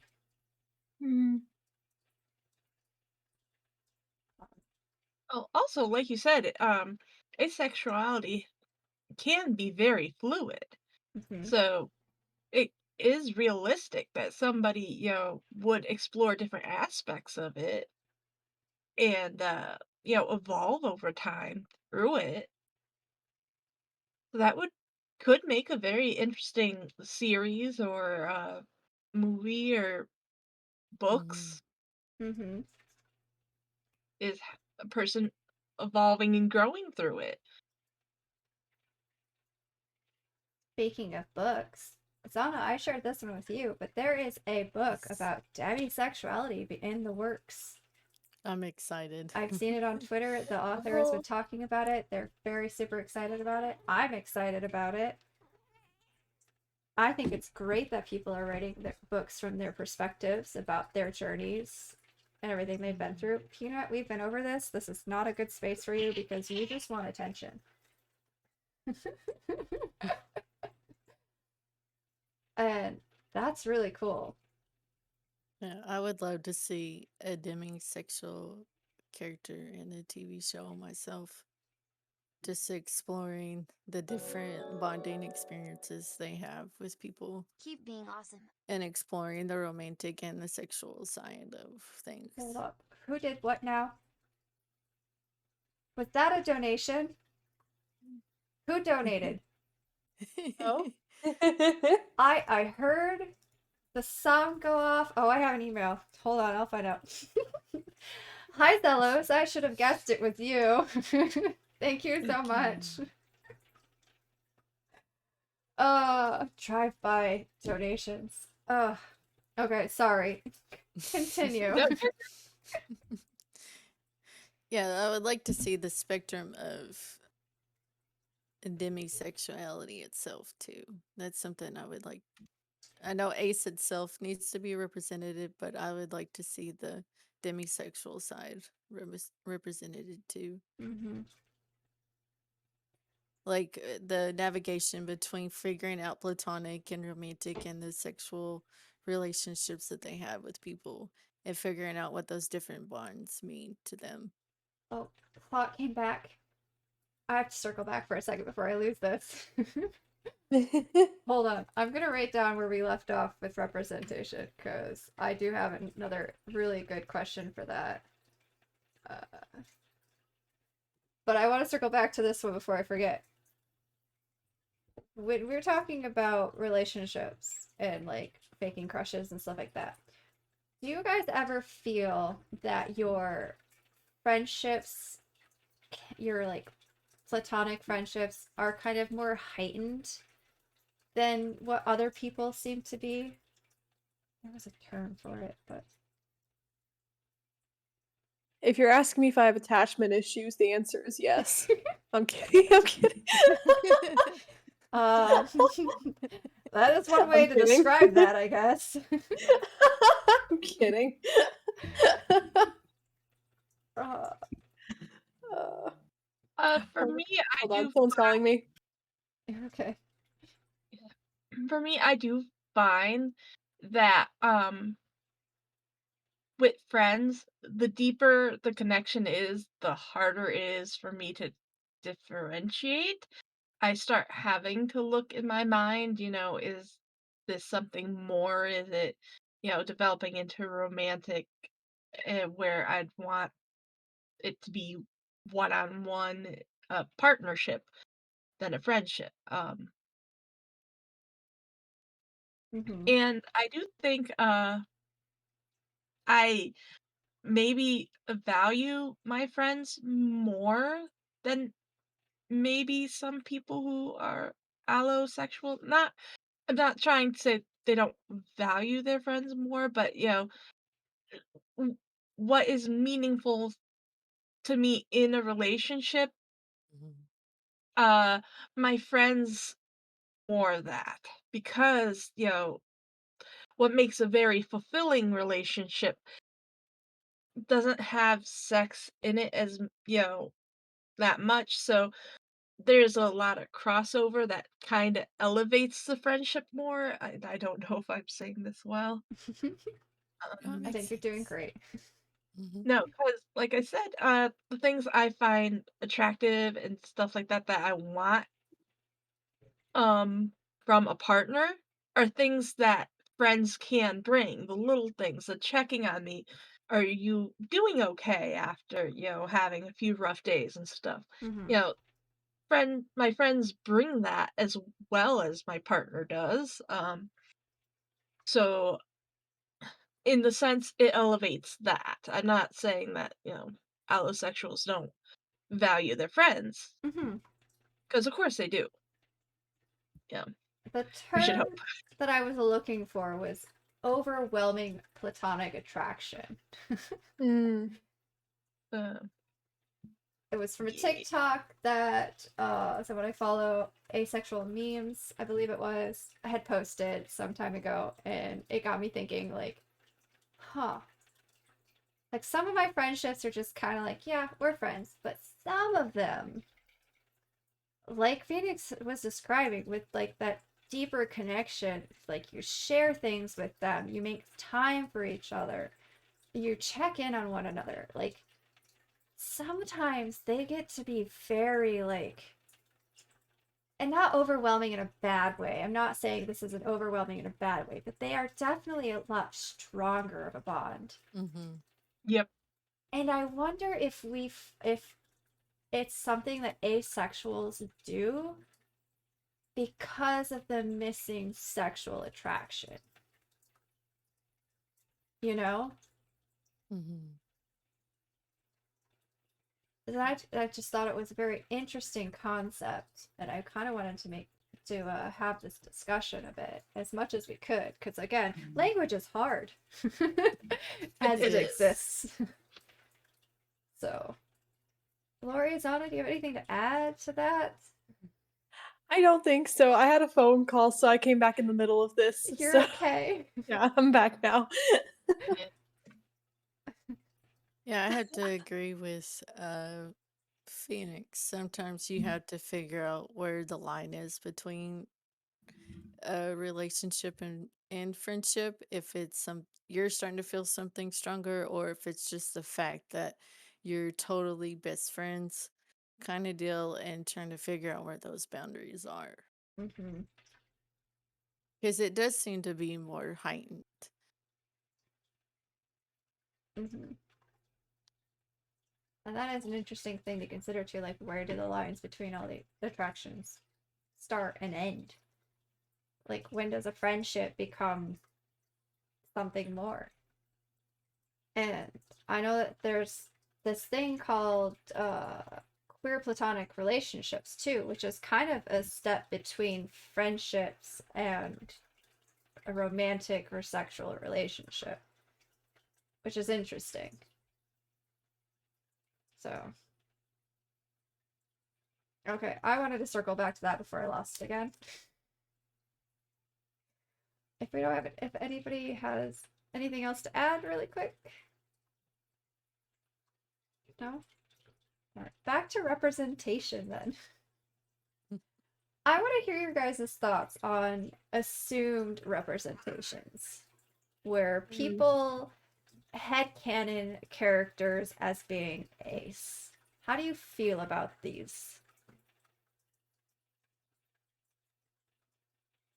As far as headcanons go, I guess being in several different fandom communities and stuff like that, as long as they don't try to pressure anybody else thinking these things, or trying to push, no, this is what the author is trying to do, Mm. then they're fine. Mhm. But it's when they start trying to say, no, no, no, this is how it really is, or trying to write the series themselves, then it becomes kind of Trying to uncomfortable. force it, trying to force it where reality is it's not there. Like Mhm. personally, I love to think that Yes. Joe from Little Women is asexual. That's just a personal thing, but I'm not going to force that on everyone else. Okay. Right. Yeah. So, like, have your own theories and have your own headcanon, but don't bring it on the whole community, I guess. And it you could discuss it with other people and stuff like that, but that's how I view it. Okay. Yeah, with established characters and stuff, and you're not the author and stuff, it's really hard to you know words are hard. Um it's really hard to you know uh validate saying that this character is this way, this character is another. Because honestly, we don't know. And there's some Hmm. instances where because how the story happened and the plot line happened, honestly, we don't know. We were never given enough information to make any Mhm. decisions. So I don't think it's necessarily the healthiest thing for people to go around saying, well, this person is gay when well, we never seen this person show interest in any person, let alone male, female, Hmm. and stuff like that. It's fine to have theories and stuff, but I don't think it's healthy when people start arguing it and then saying, no, no, this Yeah. person was totally written to be gay, even though the author has never said that, or, yeah, yeah. Yeah. It's the arguing among, yep, It's the that's arguing horrible. that it's the arguing where it goes too far.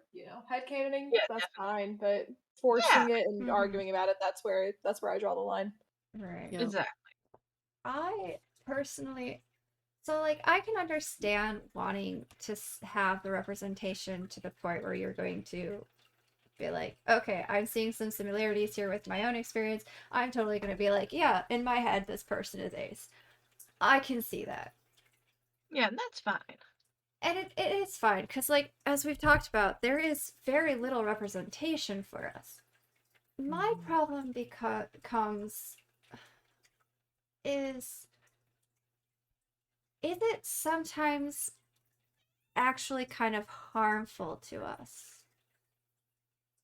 Uh, and the reason why I'm asking this, so like, this question came about because I was listening to the podcast, sounds fake, but whatever.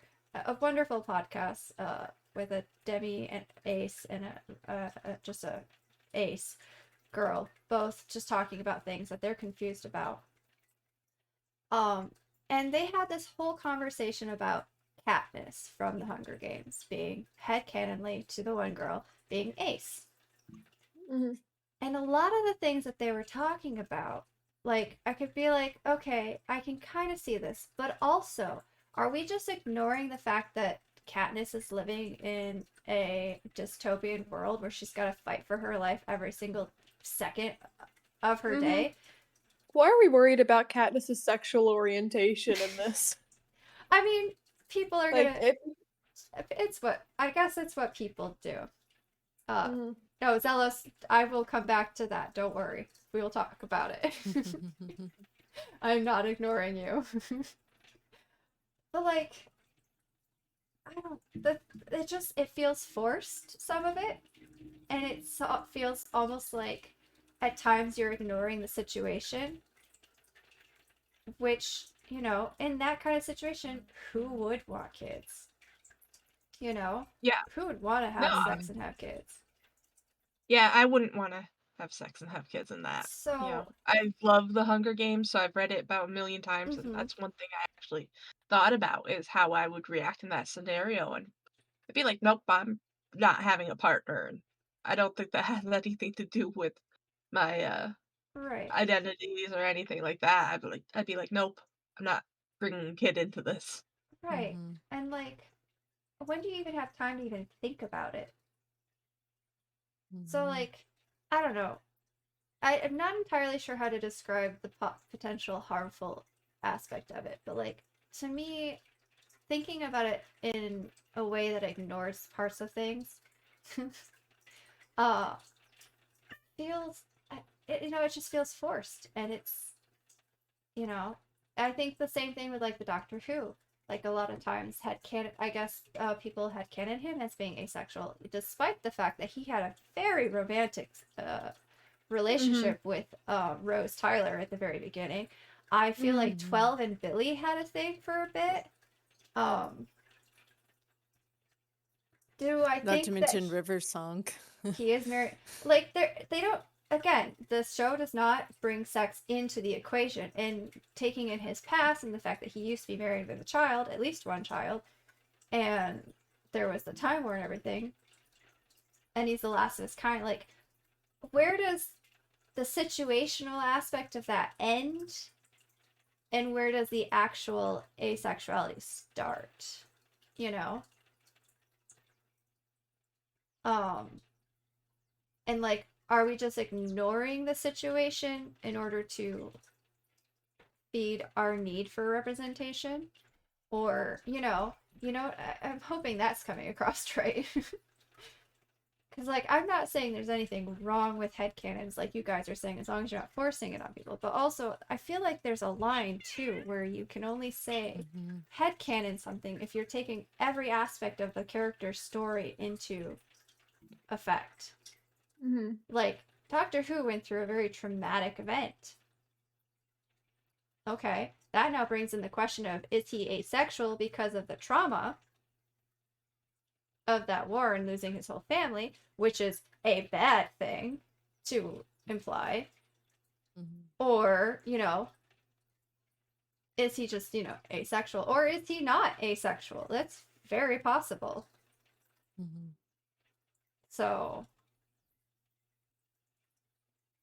and I know there are others that have been mentioned for headcanons, but like I don't know.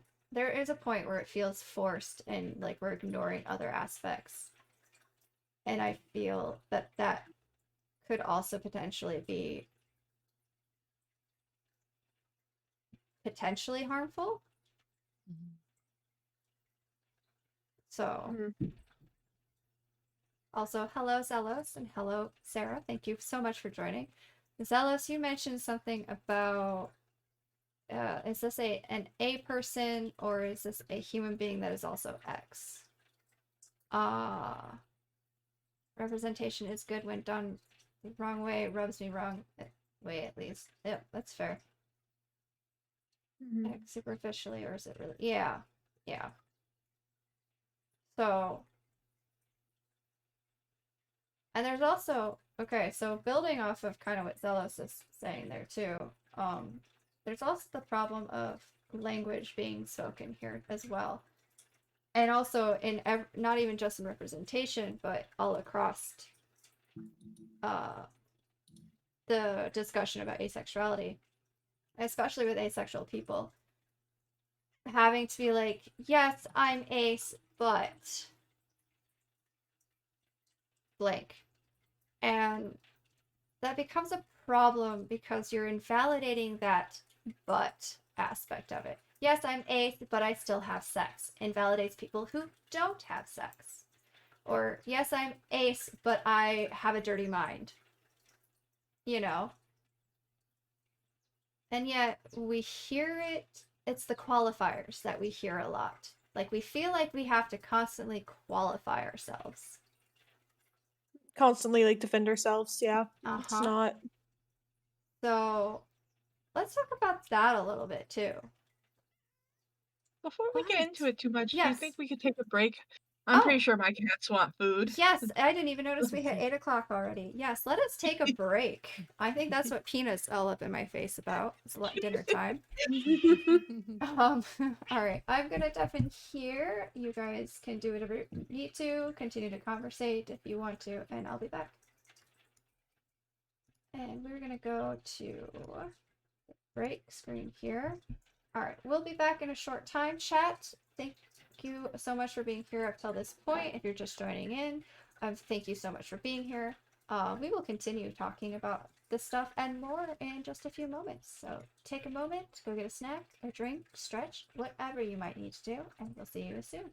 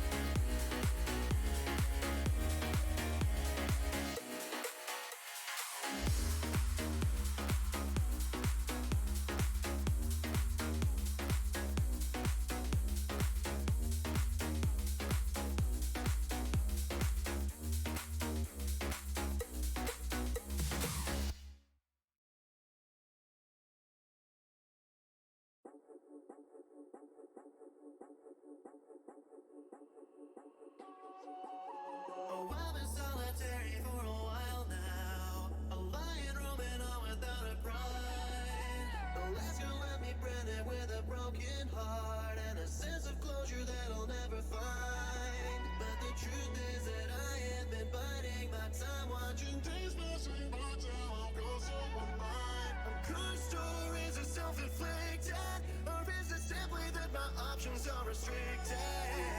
Emotionally closed and I'm straight out of luck with my tail between my legs because I can't open up and I can't break the ice from the sub-zero sting cause I feel too afraid of trying to be I still feel traumatized from the last love I was in. I thought Heather said an angel but turned out she's only Quinn. So if I could open up and if I could let you in, can you fix me up like you're my medicine?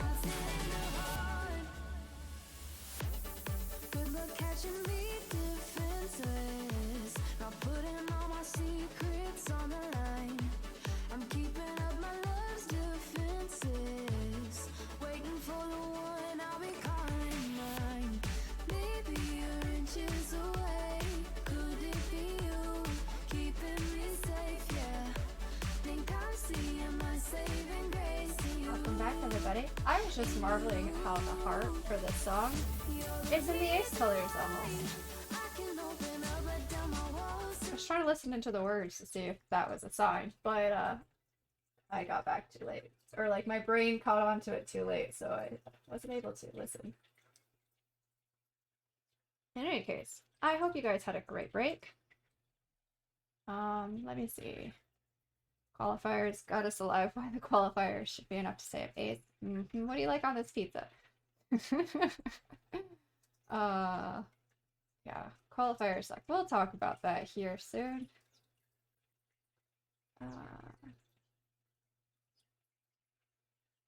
Oh, Zelos, you feel free to share whatever experiences that you have to share that relates to what is happening in the conversation at any time. Don't even worry about it. That's what we're here for. A discussion. Not just among us, but with the chat as well. Alright, I'm going to... I have to move... Nope, I don't have to move some things around. I just need to make Sana. Sorry, that's me. Hold on. I do have to move things around. Phoenix has indicated that they will not be using a face cam for the rest of the stream right now, because they, like me, have a headache, and so totally okay for that. No. Yeah, so that one doesn't need to change. I'm not Zana. That one's mine. Oh. Look at this. You're gonna see the struggles of streaming live as we struggle. There we go. Everybody is back where they should be. And deafened. Hello, everybody. I see the screen.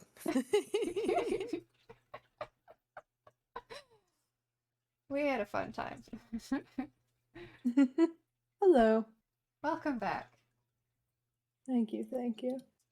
Also, while we wait for everybody to come back, guys, Zana is on Twitter. You should follow Zana on Twitter. They also post some really good pixel art sometimes in the Discord, so if you're not part of the Discord, make sure to check that out. Lori here also streams. Their Twitch is there on the screen. And they also do TikTok. Their TikTok and Twitter are also up on the screen. And Phoenix... Forgot I did TikTok. You forgot you did TikTok? I did. Oh my gosh. Maybe I should post on there. And here Oh, I specifically went looking for it and was trying to make sure I got it all right. With the 2 M's. No, it's okay, guys. It's okay. I'll put. No, I filmed a bunch of TikToks yesterday. We'll release them. And then of course Phoenix up here next to me. You all know that they stream, and I also have their Twitter up there. So make sure you go give these wonderful people a follow. Later on, we'll also have Coda, who does TikTok and sometimes streams. I don't remember the last time Coda streamed, to be honest. Coda's kind of on an extended break because they don't really have like the right kind of their laptop is pretty Gotcha. at the moment, so they're not able to stream. But I know that like they did used to. Yeah, streaming. I'm not. I think right now Twitter is the main thing that they're active on. Yeah, streaming on a laptop. I remember those struggles, but feel free. I to am give them- those. You are those struggles. Yes. But make sure to go give Coda a follow as well on all of their platforms because they're amazing. Oh yeah, I didn't update the friends command, Yamanaka, to take Coda off for today because Coda will not be joining us today, unfortunately. I'm pretty sure they're driving like to the city for the concert thing they're going to. Yeah. I'm pretty sure that's what's going on. But Well, I knew originally they were going to be late because safety concerns, but yeah, I knew they had the concert too, so. yeah, I'm pretty sure it's something to do with that. Which is all fine. We're all good. Okay. I appreciate you, Yeah. Yamanaka. Thank you so much. All right. Yeah, I actually. Oh, Yeah, go ahead. Coda's actually. Yeah, me and Coda, we actually sat down on a VC like maybe a week and a half ago, and we actually sat down and like went over a lot of these topics and like talked about them, and it was really cool. So Oh, nice. I know, love that. I know that they would totally be here if they could be. I know they would. I would have loved to have more people, but it turns out that my knowledge of how many people I communicate with on a daily basis who are ace is very limited. Like, I only recently found out oh, what, maybe half a year ago that Shiro was ace. And they were interested at first, but of course, life happens and things come up. Yeah. And Emma as well, I knew they were here last time we did this. And I did not know Void was ace until I was in one of Kyle's chats and they mentioned it. And I was like, Mhm. oh, shoot. Crap. uh, so, oh boy, I just realized that this could be dangerous. Brian is streaming early tonight, so I have his chat pulled up just in case. Although, now I see Jenna's there, so I don't have to pay too much attention to it. Alright. But I Nothing was quite about to comment on something on Brian's chat, realized it wasn't my chat. Oh, This nothing was like fun. there's nothing like modding somebody's chat while you're live. Indeed. Oh, I have more tea. man. The amount of times I've almost accidentally like said something in response to the wrong chat like while I'm live. It's just sad. I feel that. All right. Is everybody back from their break? I think so. I am. Okay. Yeah. All right. Awesome. So we were last talking about qualifiers with I'm ace but X, Y, and Z. So let's get into that a little bit here. I find it sad that people feel the need to justify their asexuality with those kinds of statements, Mhm. I don't know. I feel like I'm trying to I'm trying to think of the best way to word this. I feel like one of the main ones I see a lot of the time is I'm ace, but yeah, I still make a lot of like dirty jokes and that kind of thing. Mhm. I find it sad that people feel the need to clarify on that. Yeah, it'd be much better if we could say I'm ace and instead of but. Yeah, I the but. understand why people feel the need for but. Mhm. Yeah. I hope we could get to a point where we say and. Yeah. Although I do wonder if even doing and is better, Because, like, if you're saying I'm ace and I'm horny, which is a thing, it's not my thing. Don't quote me on that one. It's an example, please. But even just saying and I'm X, Y, and Z, I wonder just, do you guys feel that change of just the one word is helpful? Just hearing that said? I think for me it does. Okay. Because ace is such a spectrum and it's hard for people to get a full picture. Mm-hmm. I think, you know, I know people are gonna have assumptions when you say I'm ace. So, changing it to and can help them understand. I mean, in the grand scheme of things, I would love for I'm ace just to be enough and for people willing to ask questions, and find out more about me would be the best outcome. Mm-hmm. But until that, is more accepted and stuff, I do feel like the and it helps because it helps people understand that we're more than just this one label. And even in the one label, there are lots of different grounds to cover. Mm-hmm. Right. It's kind of like a progression kind of deal. Because the but, there should never be a but to anything at all, no matter the topic you're talking about. But if you have the and and show some education for people, then you could probably progressively remove the and. Mm-hmm. Yeah, and eventually, hopefully, it will help them figure out more too that they Mhm. can be more than just heteronormal or stuff like that. Yep. So, I believe it can help.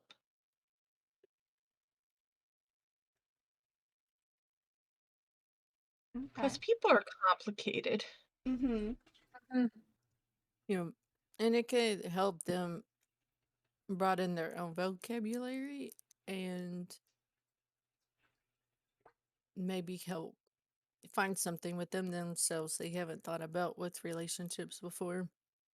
That's fair. That just seems like such a simple fix, just the one word, and instead of but. And yet, we haven't gotten there yet. Mm-hmm. You know? Mhm. So it almost feels like it's too easy, and yet the things you guys are saying do make sense. And like Zealous in chat, sorry Zealous, I know your real name, but I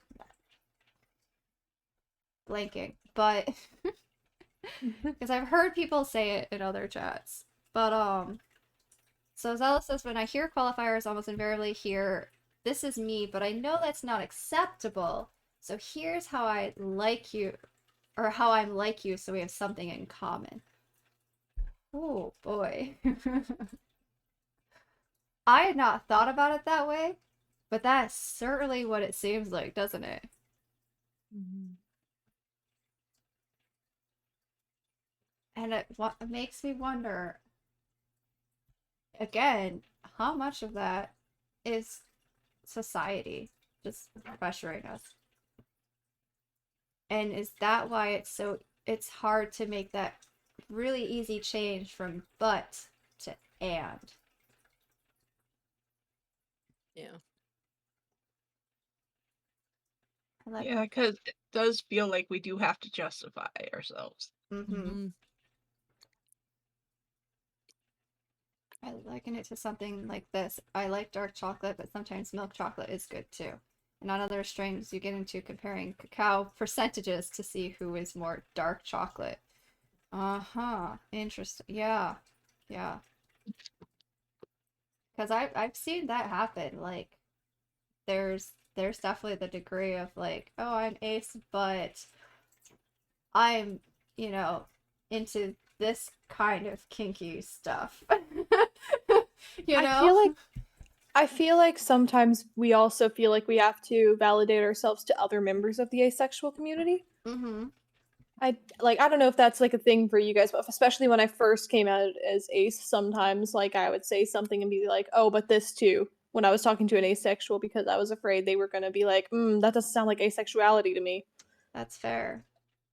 I feel a lot of pressure with that with myself ex- um being like demisexual because you're always trying to validate why demisexual belongs in the asexual community itself Mm-hmm. because there is still that line of controversy. So do So you it's find yourself trying to qualify your demisexuality or just the asexuality still? the asexuality still. So it's Ah, kind of like, yeah, I'm on the ace spectrum because didn't do this, this, and this before, while trying to explain that I am also demi. I don't know. It's kind of like explaining both, I guess. It's okay. like I'm demi because of this, this, and this, but I'm on the ace spectrum because of this, this, and this. So it's always constantly trying to Interesting. validate it. That's interesting. I came into the community. I was so anxious if I was Zealous, you're ace too? Oh my gosh, I wish I would have known. You could have been part of this. You want to be part of this?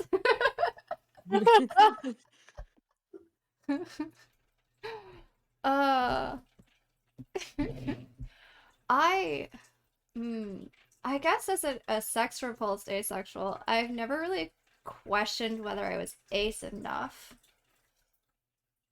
because I am on that very far extreme of what asexuality is. So Mm-hmm. I never really felt the need to qualify,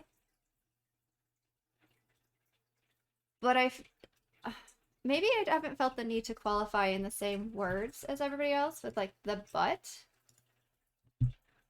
However, which is just a fancy word of saying but.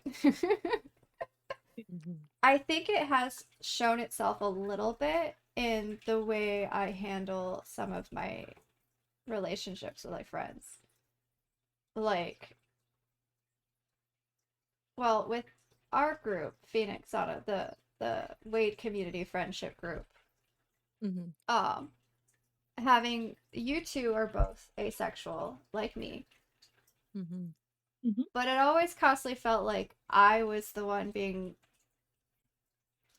unintentionally pushed out of certain discussions or things going on for a little bit, which I'm glad we've talked that over and got that taken care of. But I wonder how much of that is because of how much I talk about being asexual, but also because I knew I was sex repulsed, you know? So in a way, at that point, it felt like I needed to add qualifiers a bit to my asexuality to be like, okay, yes, I am a sex repulsed ace, but it's okay for me to be part of these things because I am okay with that. And while those words never actually came out, I think that's kind of what was going on is I was requalifying my aceness Mm-hmm. to fit the group and to be included in other aspects of it, Mm-hmm. which is interesting because I never actually thought about it that way until just now.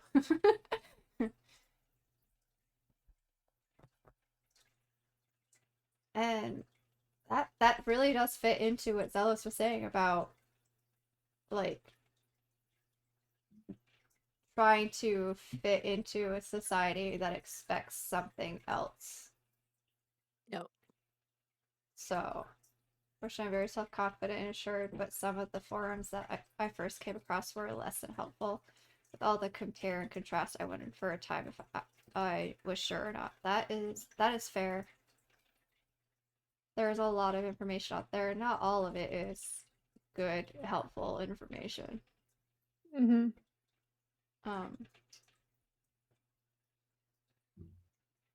But yeah, Lori, you actually have a very interesting perspective to bring into this because Phoenix, Zana, and I are all older aces, and you're a younger ace. Yeah, I'm definitely the youngest one here. And I'm talking about age, not like how long you've known your ace, Yeah, because that's a whole nother aspect here. yeah. No, Do you want to talk a little bit about being a younger ace and growing up in a time where knowledge of asexuality is slightly more accessible than it was for us? Yeah, I mean, I'm not sure. I necessarily know like how much there actually was out there growing up. Again, I said this earlier in the stream. I grew up in a Christian community, very conservative, very Republican. You poor soul. I didn't know that the LGBT community existed until 2015 when it was legalized and my uncles got married. I had no idea. I didn't know what it like my parents did not even want to tell me what it was because of it. And so for me, my older sister as well, because my sister is lesbian, like we struggled a lot with that growing up because we didn't understand what was going on with us. Like we didn't have necessarily like the knowledge that most of the other kids our age probably did. So yeah, that was something I struggled a lot with. So until like really I was probably like 12 or 13 and like all of my friends were like were having like these crushes and like be like they would like these guys or like and we'd be at the sleepovers at 3 in the morning and they'd be like, oh, who do you like? And I'd be like, panic. It still seems like 12 and 13 is still pretty young compared to when we found out. Yeah, I mean, I think at that point I didn't know. I thought I was normal at that point. I realized looking back like okay, my friends weren't they weren't having to make up guy. They weren't just having to look at a guy and be like, "Yes, that one. That's the one I'm going to tell everyone I have a crush on." You know, Mhm. they weren't having to do that. I was. And then like as I got older and my friends were doing things and I just, I wasn't getting those feelings and I was struggling a lot. You know, Mhm. it took a while for me to realize that I was ace, and then when I did, it took me forever to like accept that part of myself, if Mhm. that makes sense, because to my knowledge at the time, I thought all of my friends were straight as well because again, conservative community. Mhm. Mhm. Turns out they weren't all straight. One of them actually is Demi. It was an awesome day for me and her, but it was but I felt so like alone, I guess if that makes sense, and I just didn't like, it took me so long to figure it out, but so I don't really know like I don't think I grew up with the same kind of like representation or like awareness that a lot of the kids my age would have grown up with just because of my background, That's fair. you know? And that's sad. It really is. Um I well, mean, it is what it is. And I'm very glad that like even for like my younger brother, he's growing up. He's 15 now. Like he's growing up with so much more knowledge and awareness than I did or let alone my older sister. And like he's so much more like educated and like understanding of himself than I was at that age. And I'm very proud of him for it. I'm very glad, but Mhm. yeah, I think a lot's changed in the past few years. Most probably because me and my sister were like figured it out, and Right. our Yeah. our parents kind of had to learn about it themselves too. That's And fair. they didn't accept it, but Mhm. yeah. That that's fair. Like I do not envy that struggle at all. Mostly cuz I feel like Phoenix on and I kind of know it a little bit. Being Mhm. older aces and not even knowing that, like you said, not knowing that the term existed, but like Yeah. being even older by the time we Yeah. found out about it. Like I've gone through my almost my entire life without the knowledge of asexuality. And it was Mhm. Mhm. like you said, I thought I was straight. I thought I was a straight white girl who there was just I thought there was something wrong in my brain, that I just wasn't seeing things the same way other Well, people were I or just thought maybe like I was behind, if that makes mm, sense. Like I thought, like okay, I was one of the last people to like have like their growth spurts or whatever. So I was like, maybe like maybe I'm just behind here as well, and I'm gonna start getting crushes like all my friends do, and then it didn't happen. well, that's an Oh, like interesting too. developmentally. Yeah, that Yeah. Yeah. that does make sense. Yeah. And like for me, it wasn't a developmental thing. I just thought there was something in my brain that wasn't connected quite right. And when I was in high school, I felt it more because I was surrounded by people talking about it all the time. But when I moved, into my adult life, it was less really a problem or something I thought about very often. It was just something I kind of accepted. And then all my friends were like my friends from high school, my friends from college, they were all coming out as all these different sexualities or gender identities and stuff. So I was constantly Googling new terms, trying to keep Mhm. up with it and so that I could support my friends and everything. And Mm-hmm. that's when I came across the term asexuality. Just randomly during a Google search, it was in a list of other sexual identities. And it was like, huh, I hadn't come across this before. No one's ever mentioned this one before. So I just started reading it and it just like, I, I described it on Reddit once as having a song stuck in your head for years but not knowing the words. And then all of a sudden coming across the words one day and finding out that the words actually describe who you are in your entirety completely. Mm-hmm. And it was that, like something in my brain was just like, holy shit. I'm, this is a thing. This is me. I'm not, there's no misconnection in my brain. I'm not, like, oh. Mhm. And that, like I said, that didn't come until I was almost 30. So Mm-hmm. I do wonder what it would be like having that knowledge earlier in my life. even at 12 or 13. Yeah. I mean, I don't know. It's just Like, I'm trying not to I'm trying saying to that like it's word this not a right. struggle Right. for Yeah. your generation to not have that knowledge until 12 or 13, because that sounds like it would be a Yeah. huge Well, struggle. again, I didn't have it wasn't until I was 12 or 13 that like I started real feeling like something was wrong with me, like seriously, but I didn't hear the term asexuality until I was probably 16. Like when I was 12 or 13 was when I first started like getting into like more online things, and like that was when I started watching Brian actually Gerbeegly was when I was 12. I feel that If you're 12 no, and no, on I didn't Twitch have. right now, you should not be on Twitch right now. In my defense, I did not have an account. That's But fair. I think that's the important part, is not having an account at the age of yes. Yeah. I did not have an account or a YouTube. Yeah, I wasn't on anything. I was just watching. Please, Twitch, don't ban me. I think we're past that stage. Yeah, we're long past that. But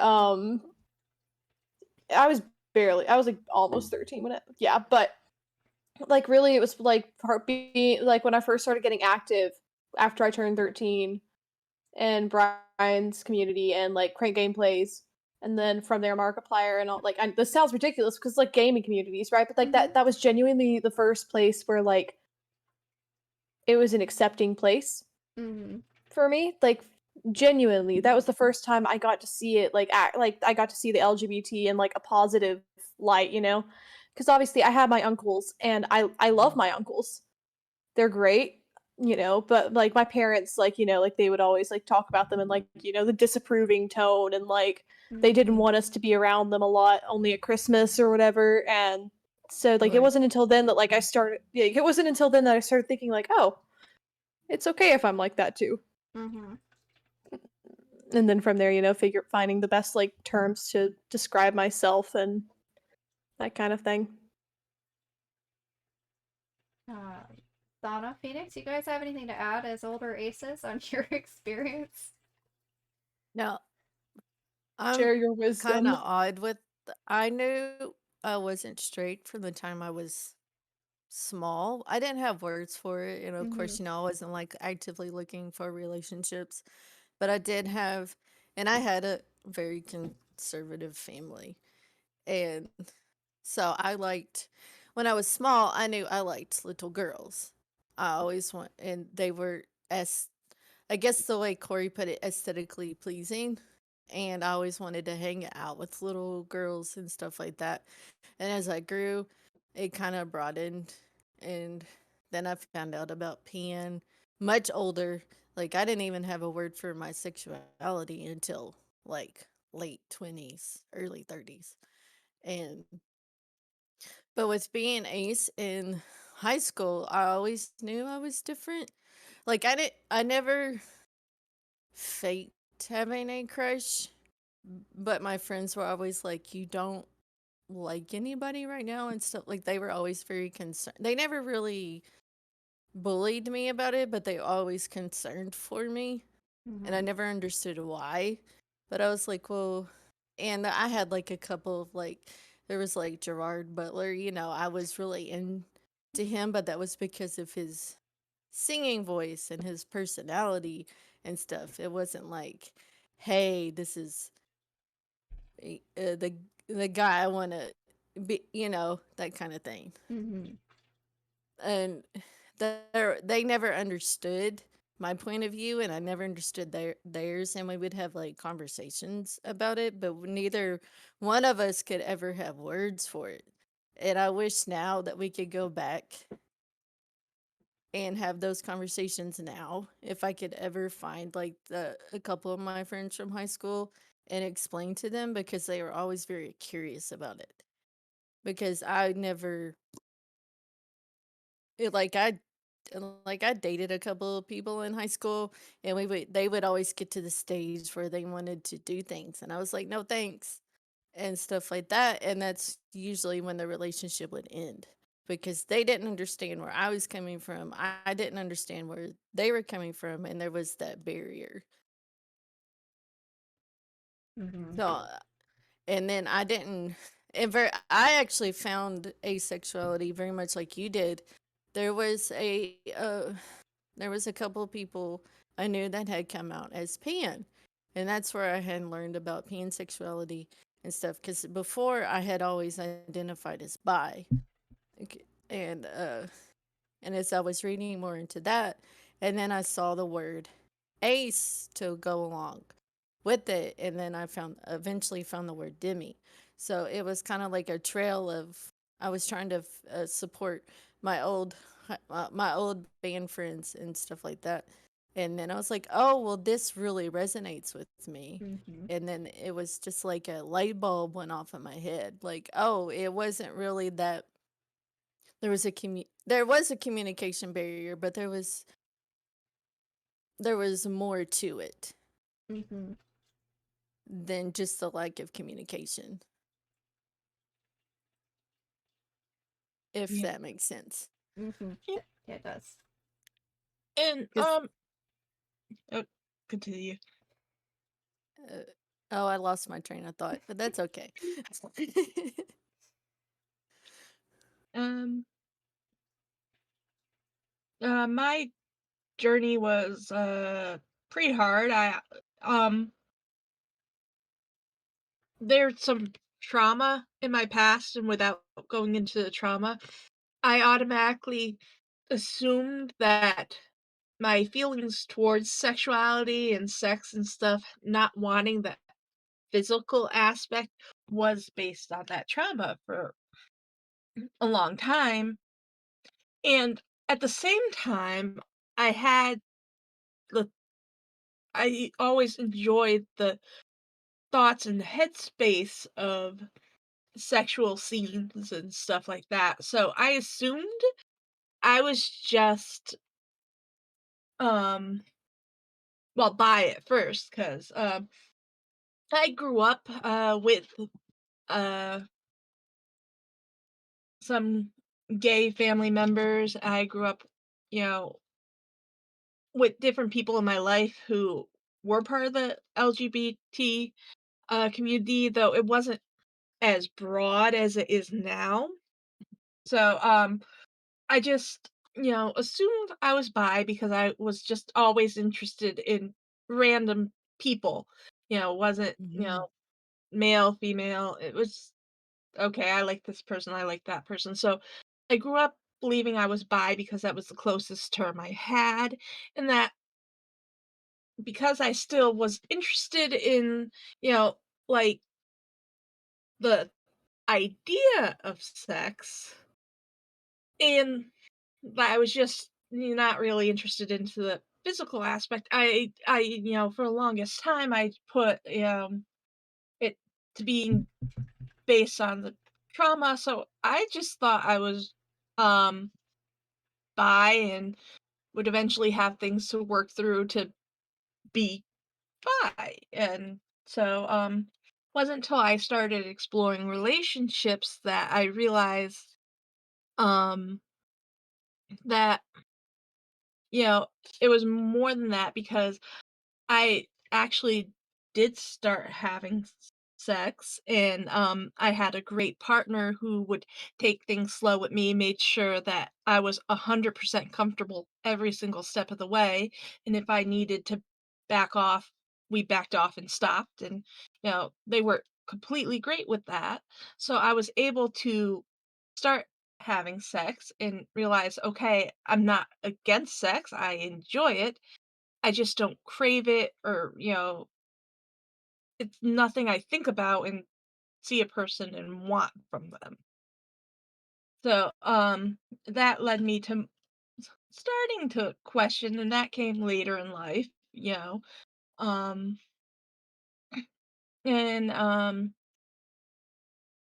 then I got involved in cosplay community and anime and stuff, and there I started meeting some people who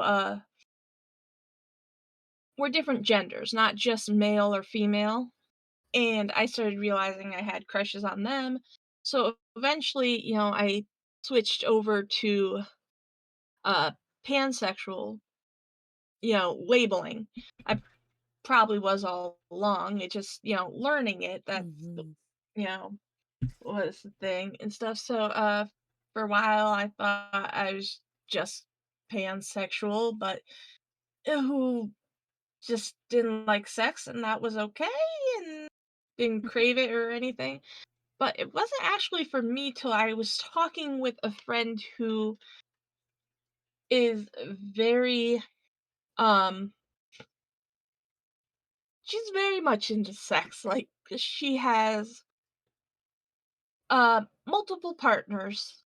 They all know about each other. They're all safe and all that. She is into polyamory and all that. And talking to her, and I was curious. I had questions like with her about how does she feel, what's going on in her head, her thoughts, her feelings. So I was trying to learn more about her, and and she started mentioning different people she's talked to, different groups, different things, and she's mentioned, yeah, I get this question a lot from uh people who are in these identities, but I also get this question a lot from some people who are ace, and I'm like, ace, what's ace? That's one I never heard about before. And she gave me the basic definition that you don't really crave sex, or I I'm getting tired. But Okay. the you don't feel the sexual attraction, or if you do, it's not too often. It's so Mhm. Mhm. so you know she helped give me the vocabulary and gave me a point to learn from. And by then I already accepted myself for who I was. I having the label was great, as in I could talk about it easier. I already accepted the fact that this is what I like, this is what I don't like, and I'm completely fine with that. And this is how I view a Mhm. relationship and stuff like that. So, and I would say that's probably only 4 years ago ish. I actually started identifying and using the word asexual for myself. Phoenix, you talk about your girlfriend every now and again, and I have to say that I find it absolutely adorable that she was the one that introduced you to asexuality. Right? Yeah. Mhm. It's so uh, sweet.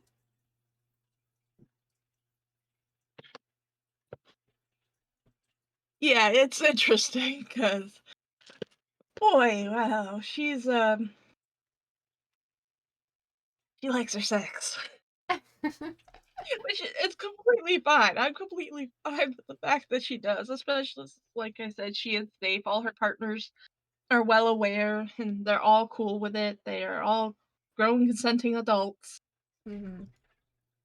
Mhm. So, whatever makes them all happy. But yeah, it's something to think about that, totally opposite ends of the spectrum.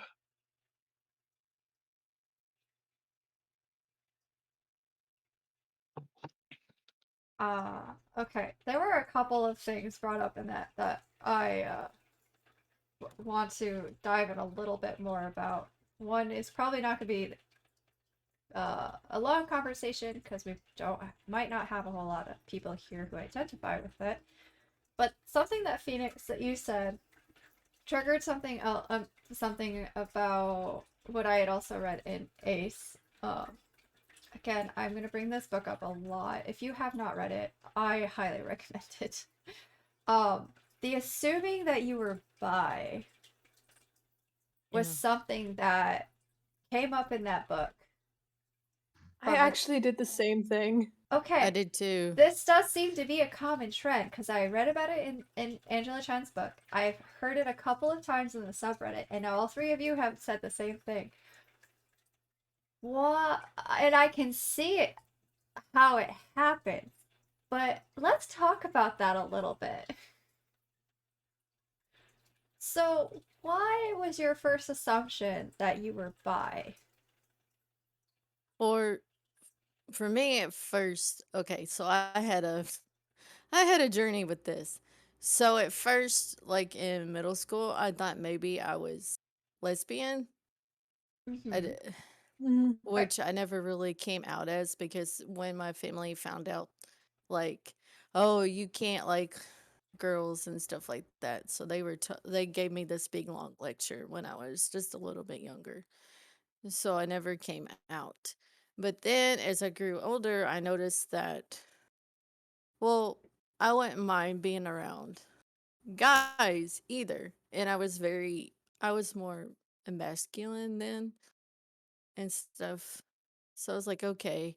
And then when I heard about the term bisexual, I was like, okay, that makes sense. So I was like, okay, so guys, girls. And I just kind of kept that label until I heard about pan, because Interesting. there wasn't really another term for it at the time, I guess. Mm-hmm. I was like, okay, I'm a bisexual person that's not really into sex, kind of thing. Instead of like biromantic or panromantic. Yeah, that's kind of what kind of makes sense to me of why that would happen. Um, Yeah. with bi being the only word at the time and not having a general knowledge or consciousness that attraction didn't have to be sexual. And I know like a lot of what I read was like, well, I kind of felt the same way towards both genders, so I thought I was bi. Yep. So, uh, but Lori, you want to share your thoughts on that? Yeah, this is kind of ridiculous, but when I first started, like, because I was operating on the assumption that I like was straight, or like that's what I was like at first thinking of, and again, I didn't really know what asexuality was. So I was like, okay, I don't like guys, Mhm. but I don't really like girls either. I don't think so. I must like both of them equally, and this is why I can't, and I just can't tell the difference. That's what this is. Yep. Mm, Oh, aha. okay. That makes sense. It's like looking back on it, it's kind of funny. It's Like now I I feel like I'm the literally only ace in the world that never thought I was bi first. well, No, I'm I kidding. I'm again kidding. I didn't know what asexuality Mhm. was, so I was just like, okay, I don't like guys, I don't like girls. I must just be liking them both, and I just am not realizing. That's why. That makes sense, especially if if the term bisexuality is more readily available to find and to Hmm. research and everything. That makes a Well, lot I of mean, sense. yeah. Well, I mean LGBT, and then a lot of times it Hmm. gets cut off there. Yeah, that is also an issue uh, that I've noticed. Which is also why we are not doing any charity for this today. I was going to actually talk about that a little bit. Because originally I wanted to have this be a charity event, but going through Tiltify and trying to find LGBTQ plus charities that also focused on asexuality without the filter of LGBT, sometimes Q, is almost impossible, if not completely impossible. If you were here for Ace Awareness Day for the podcast, you know that we did raise money for the Trevor Project, which is an amazing establishment. But while Mhm. they do acknowledge asexuality, they do only, it seems to only be through that filter of if you're a lesbian ace or a gay ace or a trans ace kind of thing. Mhm. And I didn't want to do that. So it was decided that the discussion itself was more important than the charity aspect. So that is what we are focusing on. Which again comes back to underrepresentation and everything else. So hopefully one day we'll be able to have more of that help for asexual people. Because, Mhm. oh boy, do we need it. Mhm. We all need it. Ugh, Trevor Project is great, but mhm, I do. yeah. So that's also why I compiled my own list of resources for people to use. A couple of books, a few websites, a couple of podcasts, a couple of TikToks with some really good information out there. So if you want more resources, they are out there for you to peruse, to learn, to interact with. And yes. Okay, that was a segue. Okay, so on top of the assuming that you're bi before ace thing that was brought up, the other thing that was mentioned in Phoenix's talk about her asexual experience and journey was the idea of consent and the various layers of consent that she has found in her journey with her girlfriend and other partners. Yep, other partners. Okay. I just wanted to make sure I was remembering that others were there. Mhm. And I think that is also an interesting thing. We talked earlier about some other things that asexuality, the movement of asexuality, opens up for all people. And I think the idea of consent and adding layers of consent to interactions and stuff is another amazing thing that the asexual community has to offer to everybody. You know, Yeah. like you give Mhm. consent for this, but not this, or this, but then you can take it away. That those kinds of things. And I think that's a very important thing to have.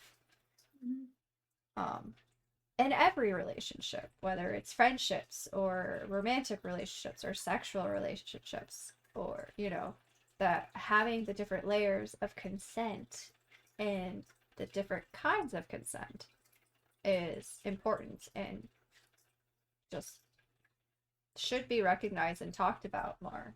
Mm-hmm. So what do you guys have on that? Also realize I'm using you guys as a way to take away from the fact that I have to go look up the stuff I have on this. Please distract the masses. I guess is what what I have found is a lot of people don't realize people don't say directly no, Mm-hmm. but it's still a no. Mm-hmm. Like they don't say no. They say I don't feel like it or not right now or uh, different various sentences because people would say, "Well, you said this."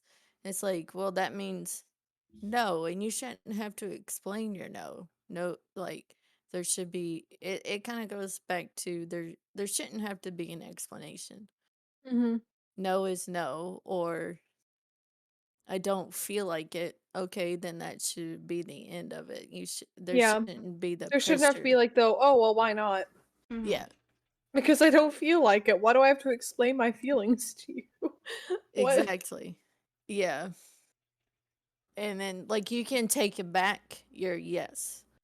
Like if you start to feel uncomfortable or something like that, you should be able to stop whatever. If it's a conversation, if it's an act or anything, you should be able to say, "Okay, we need to stop right here," without any. If the person supports you, then there should be no questions. Be like, "Okay," and you could maybe when you're more comfortable, you could explain it later Mm-hmm. if you feel the need to, but it shouldn't be expected in my t- point of view. Oh, the quote that from Angela Chen's book about consent. She talks about this a bit. I think actually there's a whole chapter on it. But this quote is kind of specific to what Zana is talking about. Aces who don't want romantic relationships wonder if there's room for them in a world hyper fixated on a particular part of partnership. And aces who want romantic relationships point out how consent practices don't make much room for their needs. And I think that's like a really big part of it, like the struggle I have with dating, even because when I know that most people I'm gonna go out on a date with or consider going out on a date with are probably going to want sex at some point. And I now have to navigate the consent aspect of that. And that's very, I don't want to do that. Because I want the no to just be a no without caveats, or what if we do this, or maybe this is okay. I don't want to have to think, like, no, it's still a no. Like, is there potential that, like, okay, I say no on this, but maybe we can cuddle, but then of course the cuddling has to come with a caveat of that's all it's gonna be is a cuddle, and I don't want any sexual attentions, I don't want any pressure, and now I have to expand upon my yes to a cuddle, and that's scary.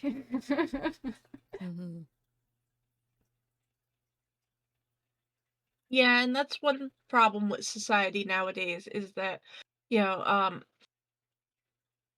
people don't expect to have the conversation about consent beyond more than sex. Yes, you hear no means no and stuff like that, but everybody puts that 100% to sex. Mm-hmm. Well, even something like a hug, Yep. for some people, Mm-hmm. you need to have those boundaries and consent and stuff. Some people are gonna say no to hugs.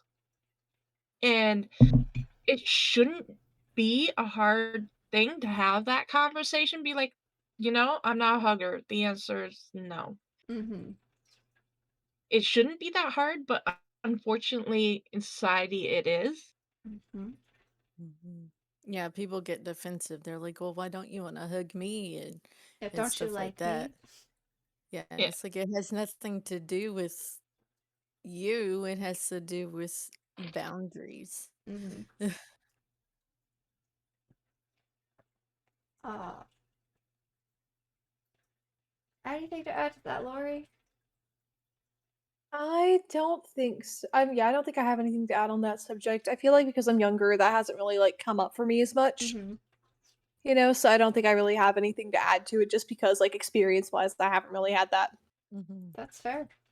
Um, so still continuing on this. Those are the worst conversations. No why, no nothing. Just don't touch me or expect me to. Yeah. Why is it so uncomfy to just be like, no? And I know, like, so for me, learning that was interesting because when I was in high school, I was an avid hugger. I loved hugs. I loved giving out hugs. Nobody ever told me that some people don't like hugs. Like, everybody was like, okay, hug from Lizzie. This is great. Corey, shit. Went to the mindset of real life and brain auto translated. Anyway, moving on from that slip up. Hi y'all, I'm Corey. Yep, Corey. Anyway, and then when I got to college, all of a sudden I was meeting people who were not okay with hugs. They did not want to be touched. And I didn't take it personally, thankfully, because that would have been a whole different head thing to deal with. But it was definitely a difficult transition to make from going from uh, a hug addict, if you would, to not running around and hugging everybody, to the point where now I rarely give out hugs. And even now, like, I can be uncomfortable with hugs myself. And it's just interesting how all of that developed and how that journey had to, like, come about. And even still, I struggle sometimes to remember to ask for consent on hugs with people I'm really close to. So we're still working on that. Um, but yeah, like I didn't actually really understand that, you know, when I was younger, that that was a thing. And it's a valid thing, you know. There are very valid reasons why people don't want to be touched, and sometimes it's just because they don't like to be touched. And that's it. And that's all there needs to be. Yep. Casual hug much different than a hug with intentions. Yeah, it is, but yeah. And then always ask for a hug which causes its own problems from time to time. That's true. There are some people, like, if you go up and be like, is it okay to give you a hug? They'd be like, well, why wouldn't it be? Like, and you're like, I'm just trying to be polite. Mm-hmm. But still on the topic of consent, there were 4 different types of consent that Angela Chen talked about in her book. And this is in no way the only kinds of consent, but these were the ones that she highlighted from, and I'm not gonna remember, but she highlighted from some kind of documents. I don't remember. I'm sorry. That's all right. But there's enthusiastic consent, willing consent, unwilling consent, and coerced consent. Where enthusiastic consent is where you're like, yes, I really want to do this. You're gonna enjoy it. I'm gonna enjoy it. We're both gonna get something out of this. I'm actively wanting to participate. Yes. Then there's willing consent where you say yes because you want to make the other person happy and you might get something out of it, but you're not quite as enthusiastic about it, if that makes sense. You're more just like, sure, kind of thing. Or you have unwilling consent, where you say yes because you want to make the other person happy, but you're not feeling like you're going to get anything out of it yourself. So you're kind of just saying yes for the other person, and it's not a very, like,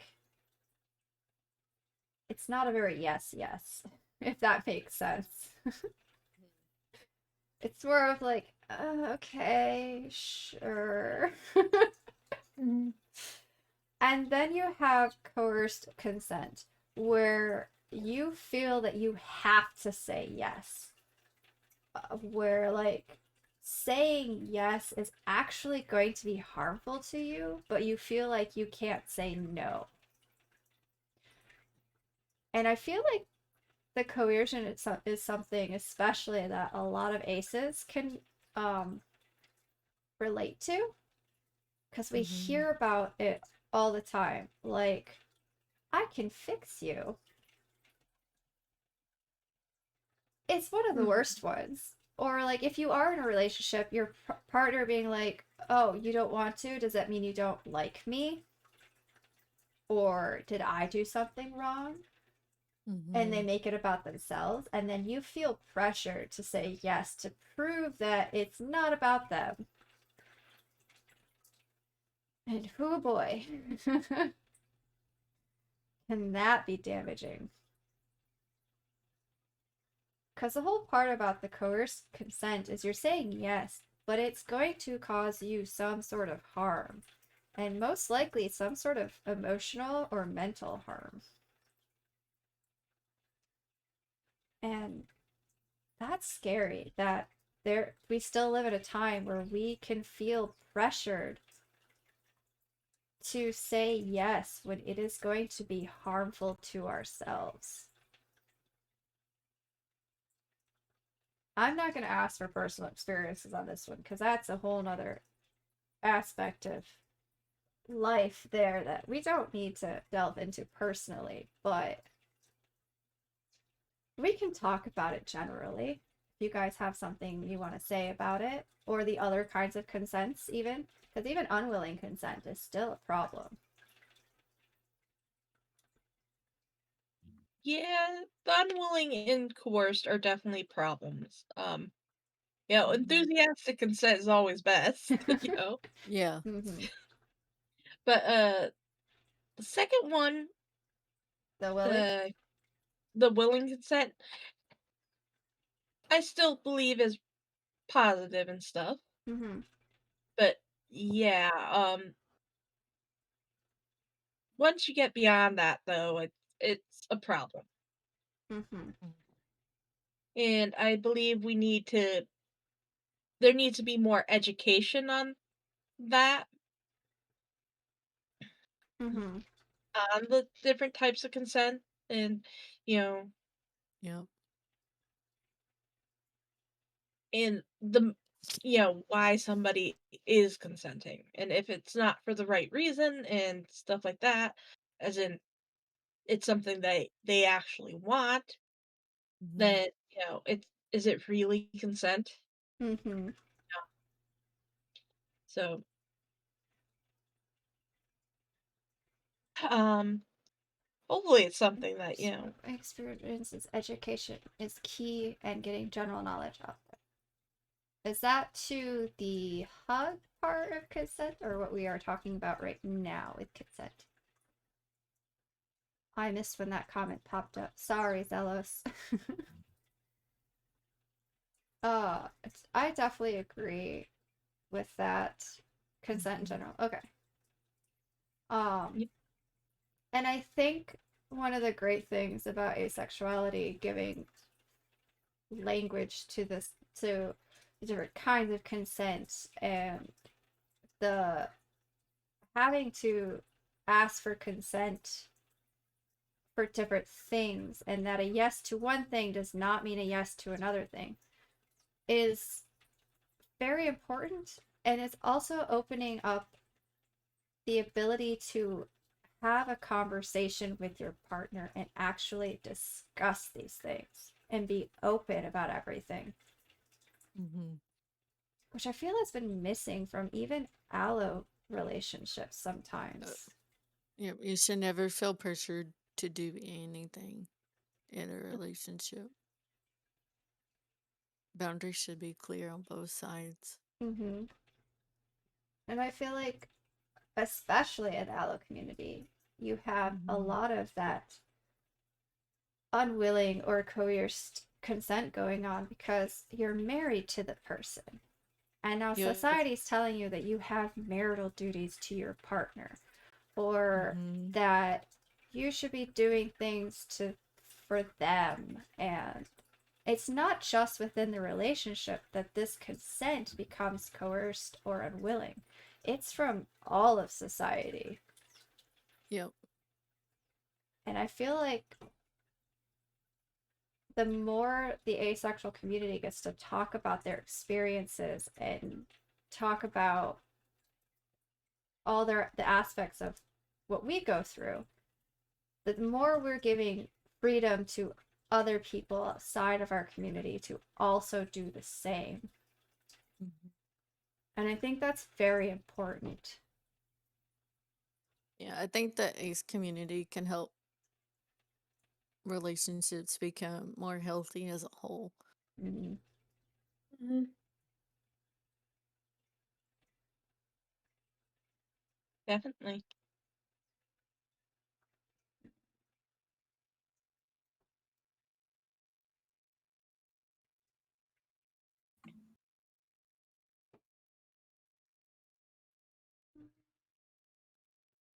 I think I'm gonna head off for the night just because I've got work Okay. Okay. pretty early in the morning. Thank you so much for having me. No, thank you I so Thank much you for for joining being Yeah. us. here. Thank yeah, you. thank yeah. Yeah, I'm sorry I can't stay for the whole No, time. I have to be up at like 5 you're in the totally morning. fine. So And I think I remember Mhm. you saying that you'd have to leave early, so you're totally fine. yeah.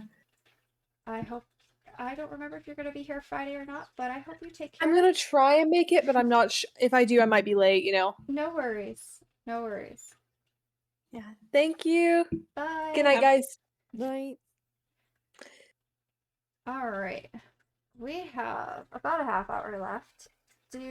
Phoenix, is there anything off the giant list of things that I had that you still wanted to talk about? Let me look at the giant list again. I know. There's so much here. And like a lot of it came from Ace, and some of it came from the podcasts I was listening to that I know. Oh, okay. Well, you guys look. I have a couple of things to talk about with chat a bit. One being the fact that I fully intended to talk about aromanticism a lot more during this podcast. And I still fully intended to after I learned this. But if you did not know, Aromantic Awareness Week is a thing, and I'm super excited to have learned this. It is in February, which seems a little counterintuitive, but hey, at least you have a day or a week, and I am so super excited. So I know a lot of this podcast kind of started to focus mostly on asexuality because that's what we are, and now I'm a little sad that we didn't talk about it all that much, but I'm very excited that I could at least tell everybody that there is an Aromantic Awareness Week. Hold on. I'll get the exact dates for that for people. February. There you are. February 21st through the 27th. So that's exciting. I thought that was so cool. And the fact that I know that there are ace people who did not even know that Ace Week was a thing. I'm sure there are aromantic people out there that did not know that Arrow Week was a thing. So that's awesome.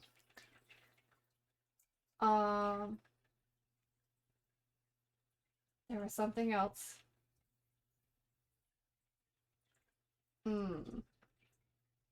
Oh, also, I just remembered. Wednesday. We talked a little bit about ableism in the asexual community earlier on tonight, and we talked a little bit about aphobia in the disabled community. But super cool thing. If you have not listened to the podcast, the Ace Couple, I highly encourage you. It's a new podcast. It is amazing. But they have started, I don't know if they worked in a collab with someone or if this is just them, but they have made Wednesday, this Wednesday, the very first Disabled Ace Awareness Day. And I think that's amazing, and I'm so glad that it exists and that it's within Ace Week because it gives a whole lot more opportunity to discuss that kind of thing. And I know their last podcast was a little talked about ableism a bit in LGBTQ spaces as well as outside of those. And I know this week's podcast is going to go more into depth about ableism within the ACE community. So I'm super excited for that episode to come out. So if you do not listen to the podcast and you're looking for an ACE podcast to listen to, I highly recommend that one. Hi. Hello. Okay. Those were my extra things to add.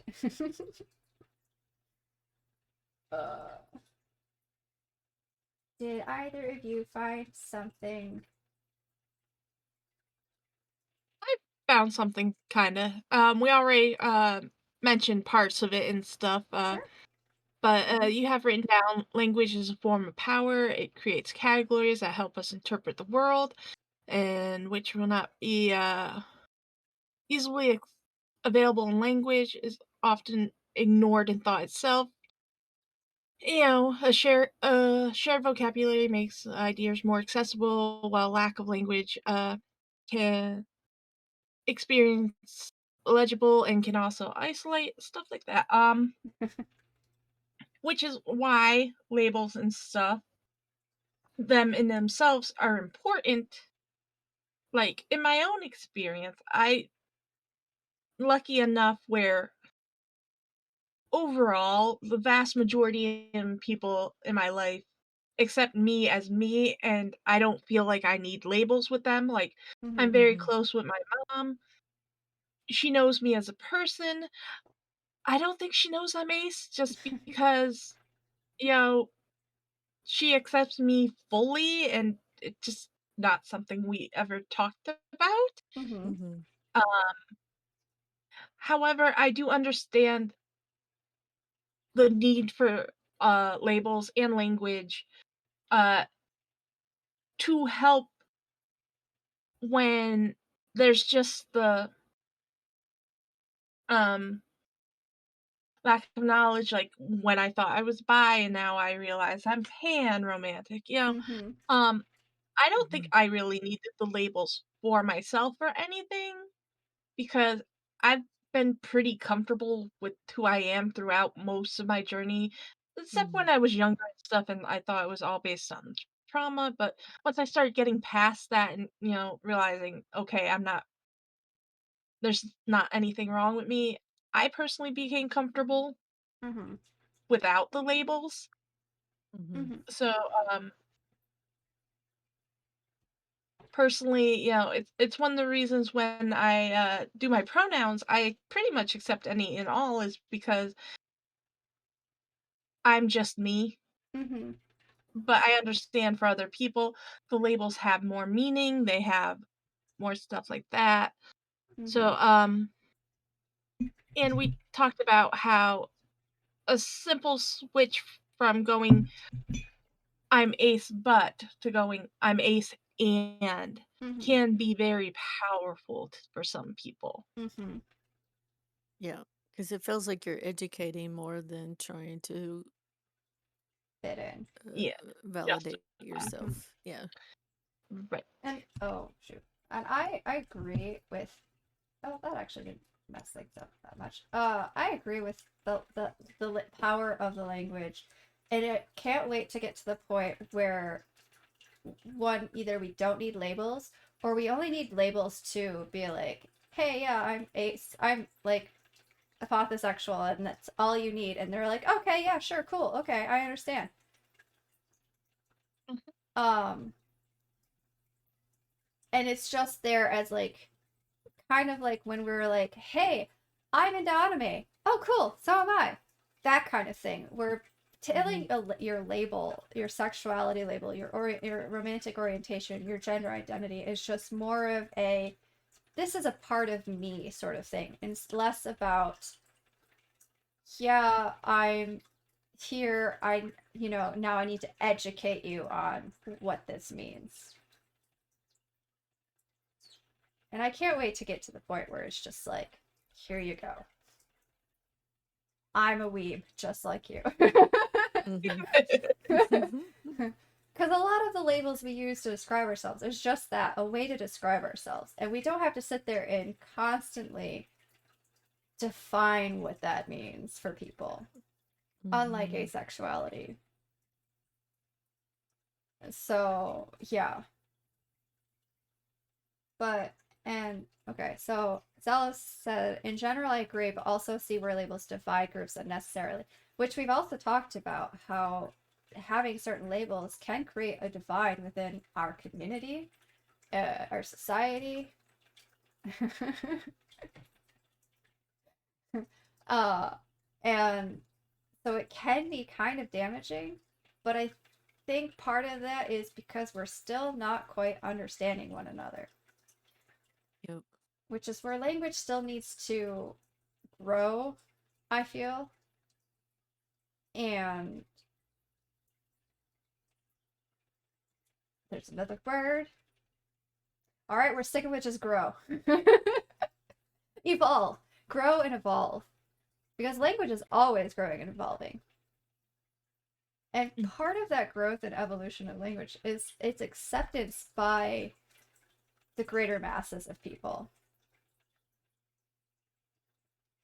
And I feel like there's a lot of um, push against that in our society right now, especially Yeah, when it comes I to can. language.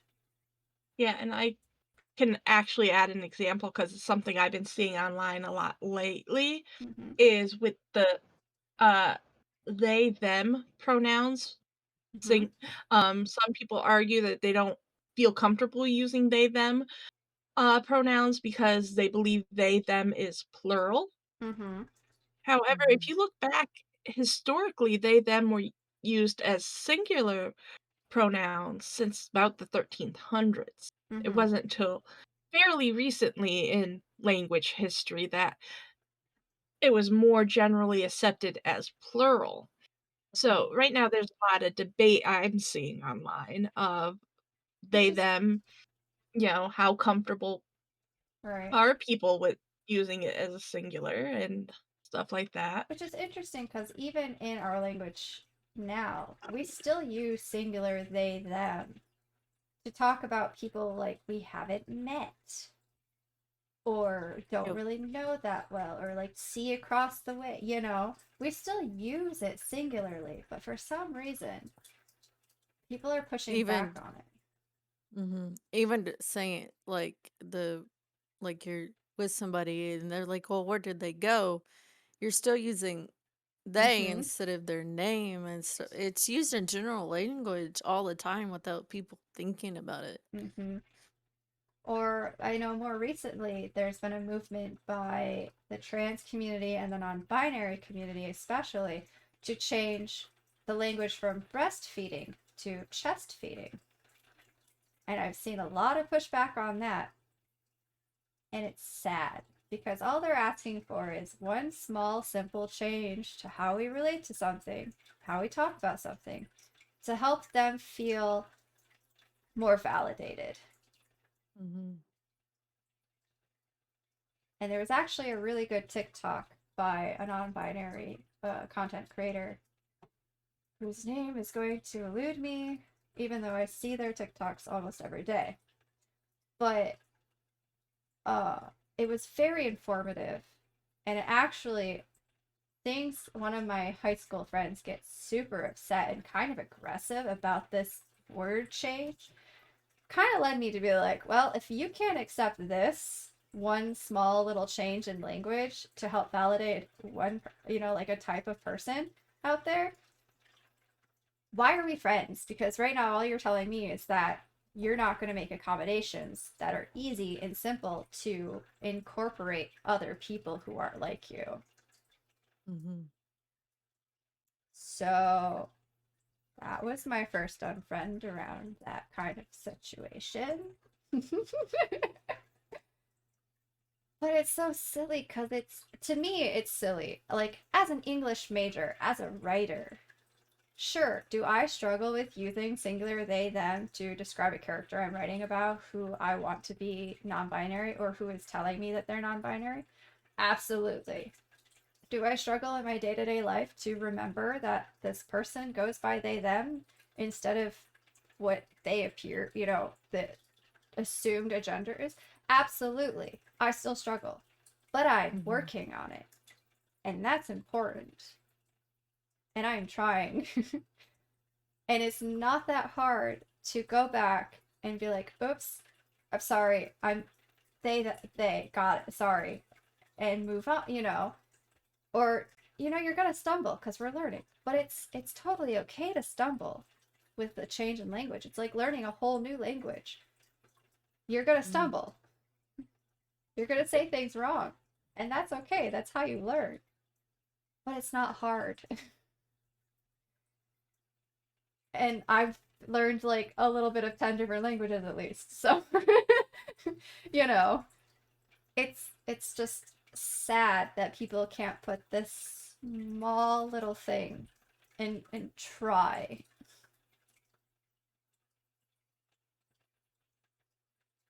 I went on a rant there. I'm sorry.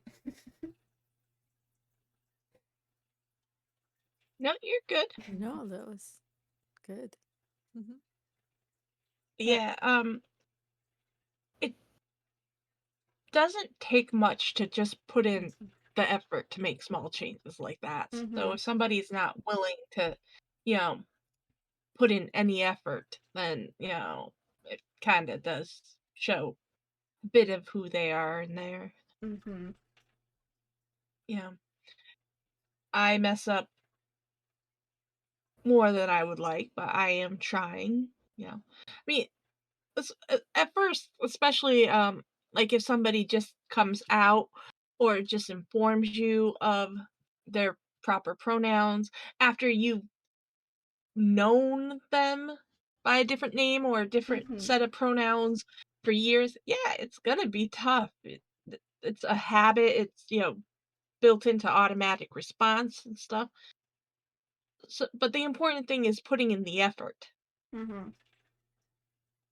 Yeah. Mhm. And on the subject of language still, I think this is a good time for me to actually discuss what I said towards the beginning of the podcast about my own microlabel and why I generally don't like to use it, and I don't really like it at all. If you missed it, my microlabel is apothosexual, which is just basically a fancy way of saying it's sex repulsed asexual. Why we need a fancy term for it? However, here's my issue, and it comes down to language. That's why I'm circling back to it now. The root of the word apothe comes from apathetic, which kind of paints sex repulsed asexuals in a fairly negative light because it kind of has the connotation of cold, unfeeling, emotionless, passionless. And as somebody who has struggled with apathy for a very long time, where emotions and feeling emotions were very difficult, and showing them was even harder, Mhm. I struggle with this term a lot. And I don't like the fact that that is what's being used to describe sex repulsed asexuals. Because we're not cold, we're not unfeeling, we're not passionless. We just don't like sex. That's it. Like, we are very passionate people, and we have a lot of emotions to share. They're just different emotions. Mhm. And so, this is one of the times where I would say that language is failing us a little bit. And I do wonder if there are other aces out there who don't use their microlabels. Specifically, not because then they have to sit there and explain the microlabel, but because the word used for their microlabel resonates in a negative way with them, even though the meaning of it resonates perfectly, if that makes sense. Makes sense. Like, the Mhm. definition of apothosexual resonates with me very strongly, but the term itself resonates very negatively with me, which is why I don't use it personally. And I haven't had a lot of time to sit there and think about other microlabels and their root words. So I have no idea if this is the only one. I don't even know if I'm the only sex repulsed asexual out there who does resonate in a negative way with it. Because I don't really get to talk to other sex repulsed asexuals very often. Or not that common, I don't think. I don't even know. Know a couple, so Okay, good. I'm not the only one, at least. But, and I don't know if it's just because of my past experience with the term and that emotion or that feeling of emptiness that makes it so hard. But yeah, that's just one spot where I feel like language is slightly lacking and failing. We're also with language, get a new term going. Connotation is a difficult thing. Yeah, connotation is a difficult thing to work around and with. So, um, but yeah. Donna, did you have anything to add about language and the power of language or the failure of language? I think how we use words is very powerful. And they hurt or can empower us more than people realize. It's kind of like how you were saying that it people may subconsciously may think the sex repulsion may be because you're less passionate and stuff without even realizing it just because of the words used. Mm-hmm. Even though you're passionate about other things, not necessarily sex. Mm-hmm. It's like,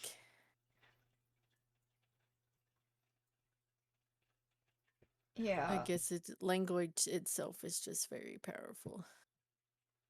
And like I realize that they use the term apid for like lack of, Yeah, but it can give those negative connotations without even realizing it. mm-hmm. And going further into the negative holy shit!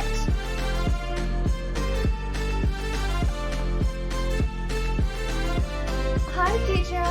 Ah, that is still so loud. I need to still turn that down. Thank you for the raid and for the jump scare. Hello, everybody. We are wrapping up soon with our discussion here. But I was about to delve into another aspect of negative connotations of things within our community. I'm only just beginning to actually fall in love with our flag a bit. But I still have problems with it. And I don't know, I know we talked about this in our other podcast, and I don't remember if anybody else shared my thoughts on this. But the monochromatic coloring with just a splash of color is slightly problematic to me. It is very dull. Yes. And I know our Yeah. border has a bunch of flags from across the asexual sexual spectrum and the eros romantic community, and also agender over here I did include. And it's weird to me that most of the micro labels are very colorful, but the main ones are still very monochromatic with a splash of color. Mm-hmm. And the black, the gray, and the white, especially, it definitely feeds into that idea that we are a line with no sex, some sex, and yes sex, and then a spectrum, you know? And I struggle a bit with finding other people who see that as well. Mm-hmm. Because within our community, sure, we can see it as it is and be like, yes, this is our flag, we love it, whatever.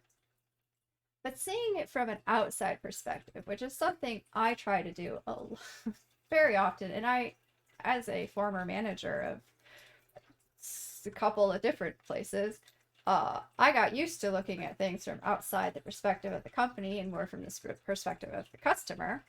I can definitely see how looking at our flag, how like allosexuals can be like, yeah, they just don't like sex or think it's bad because it's just so there kind of in the flag colors, at least to me, trying to see it from an outside view. And I might be completely wrong, but what do you guys think about that? Yeah, honestly, I never thought about it. I like the color combination. I They're all among my favorite color combination. Black, fair. white, gray, and purple. And I love the color black, and I love starting to love the color purple, especially that shade of purple. That is a very beautiful shade of purple. It is. But so, you know, I totally get that if you didn't think about it before. That's totally fair. I don't know if it's the writer part of my brain that thinks from other perspectives, but That is a good point, Zealous, because some of the other established flags are such more like that is the fair. pan and lesbian and stuff are very colorful. Mm-hmm. Doesn't for association with another style. That is fair. That is definitely fair. Mhm. And like I said, I have come to actually start to love the flag myself. I know when I first started joining the community and was learning about it and everything, I did not like it as much, mostly because I was used to still used to the negativity and kind of seeing the negativity in the color choices. So, and it would be interesting because I also know in Angela Chen's book, she talked about how white based community is.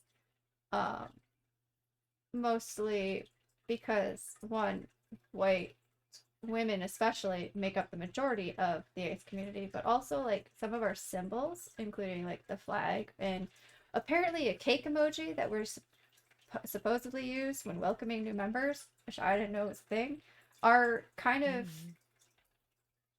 rooted in whiteness. So I'd be very interested to hear how a person of color might feel about the color choices for our flag. I am curious about the cake emoji though. Like, why cake?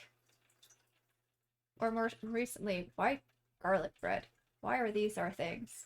I don't even like cake. Oh, uh, I saw a meme. I'm gonna have to find it about the on the demisexual Reddit about garlic bread. Yeah, I it can't. suddenly took over the asexuality subreddit. Like everybody's talking about garlic bread, and I'm like, why are we talking about garlic bread all the time? And before that, it was cake. Why are we always talking about cake? If we want to talk about things that are better than sex, I mean, there's a cat in my lap right now purring, and Oh, the cake might be a reference to a certain type of cake because it's called better than sex cake. Yeah. uh, there's a cake called Better Than Sex Cake. Oh my gosh. Yes. Uh-huh. Of So course that might there be a is. reference to that. Of course there is. I guess that's fair. I guess that's a very fair assumption there and connection. But why garlic bread? Why are we suddenly obsessed with garlic bread? Oh, The memes. The memes. memes. Ugh, the world I'm still getting used to. Wait, is that the reference? Is that the best we could come up with? I guess so. Kind of Mhm. like how alcohol is all named after sex in different places. Oh, like, oh, yeah, beach. Sex on the beach. You've got kinky, which is a type of vodka. I mean, are you trying to say something with your alcoholic beverages? I mean, clearly there's something there. Oh, all right. We are towards the end of our time here. We have about 6 minutes. Do you guys have anything last minute to add to this? I know we didn't touch on some topics. Some topics we just kind of vaguely touched on, but is there any last parting remarks you guys have?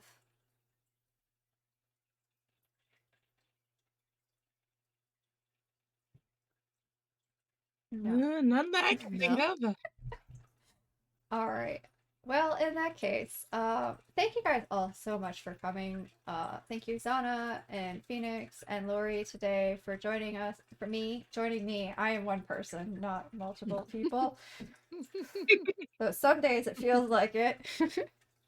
Thank you so much for joining me on this discussion and participating again. Thank you, chat, everybody who's been here for any amount of time, for being here, for listening, for participating in the conversation. Thank you so much. Anybody who shared the link, retweeted me, thank you so much for getting that out there. And yeah, anybody who's asexual out there who is wondering if they're valid or not, or ace enough, you are definitely valid enough. You're definitely ace enough. Does not matter. Any caveats? Oh my gosh, thank you so much, Sana, for gifting us up to Pano, who is probably going to yell at you in like 5 seconds. um, and for anybody who is questioning whether they're asexual, there you go. A little bit more than 5 seconds. You're a little late there, Pano. But for anybody out there who is questioning whether you're asexual, I hope that this discussion helped at least a little bit. I know we didn't talk too much on like what asexuality really is, because it is a lot of things.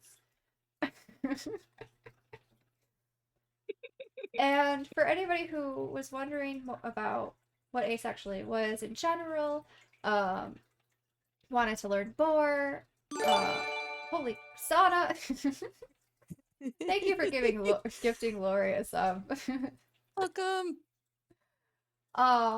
And who is looking to be a better ally and was here to learn more for that. Thank you so much. We certainly need them, and we appreciate you a whole lot. And yes, that's what I've got. Thank you guys so much for being here. I super appreciate it. We are gonna go raid Brian because I should probably do my job a bit more. Yeah, Sana, thank you for posting our raid message. And yeah, stay tuned, guys. I know Friday we have another discussion scheduled. At 4 p.m. Eastern till 8 p.m. Eastern.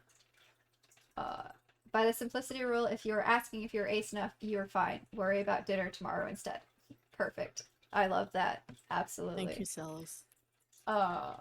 And yeah, there might be more conversations during the week, depending if people poke me about it and be like, hey, can we play a game and talk about this? I'd be like, yes, absolutely.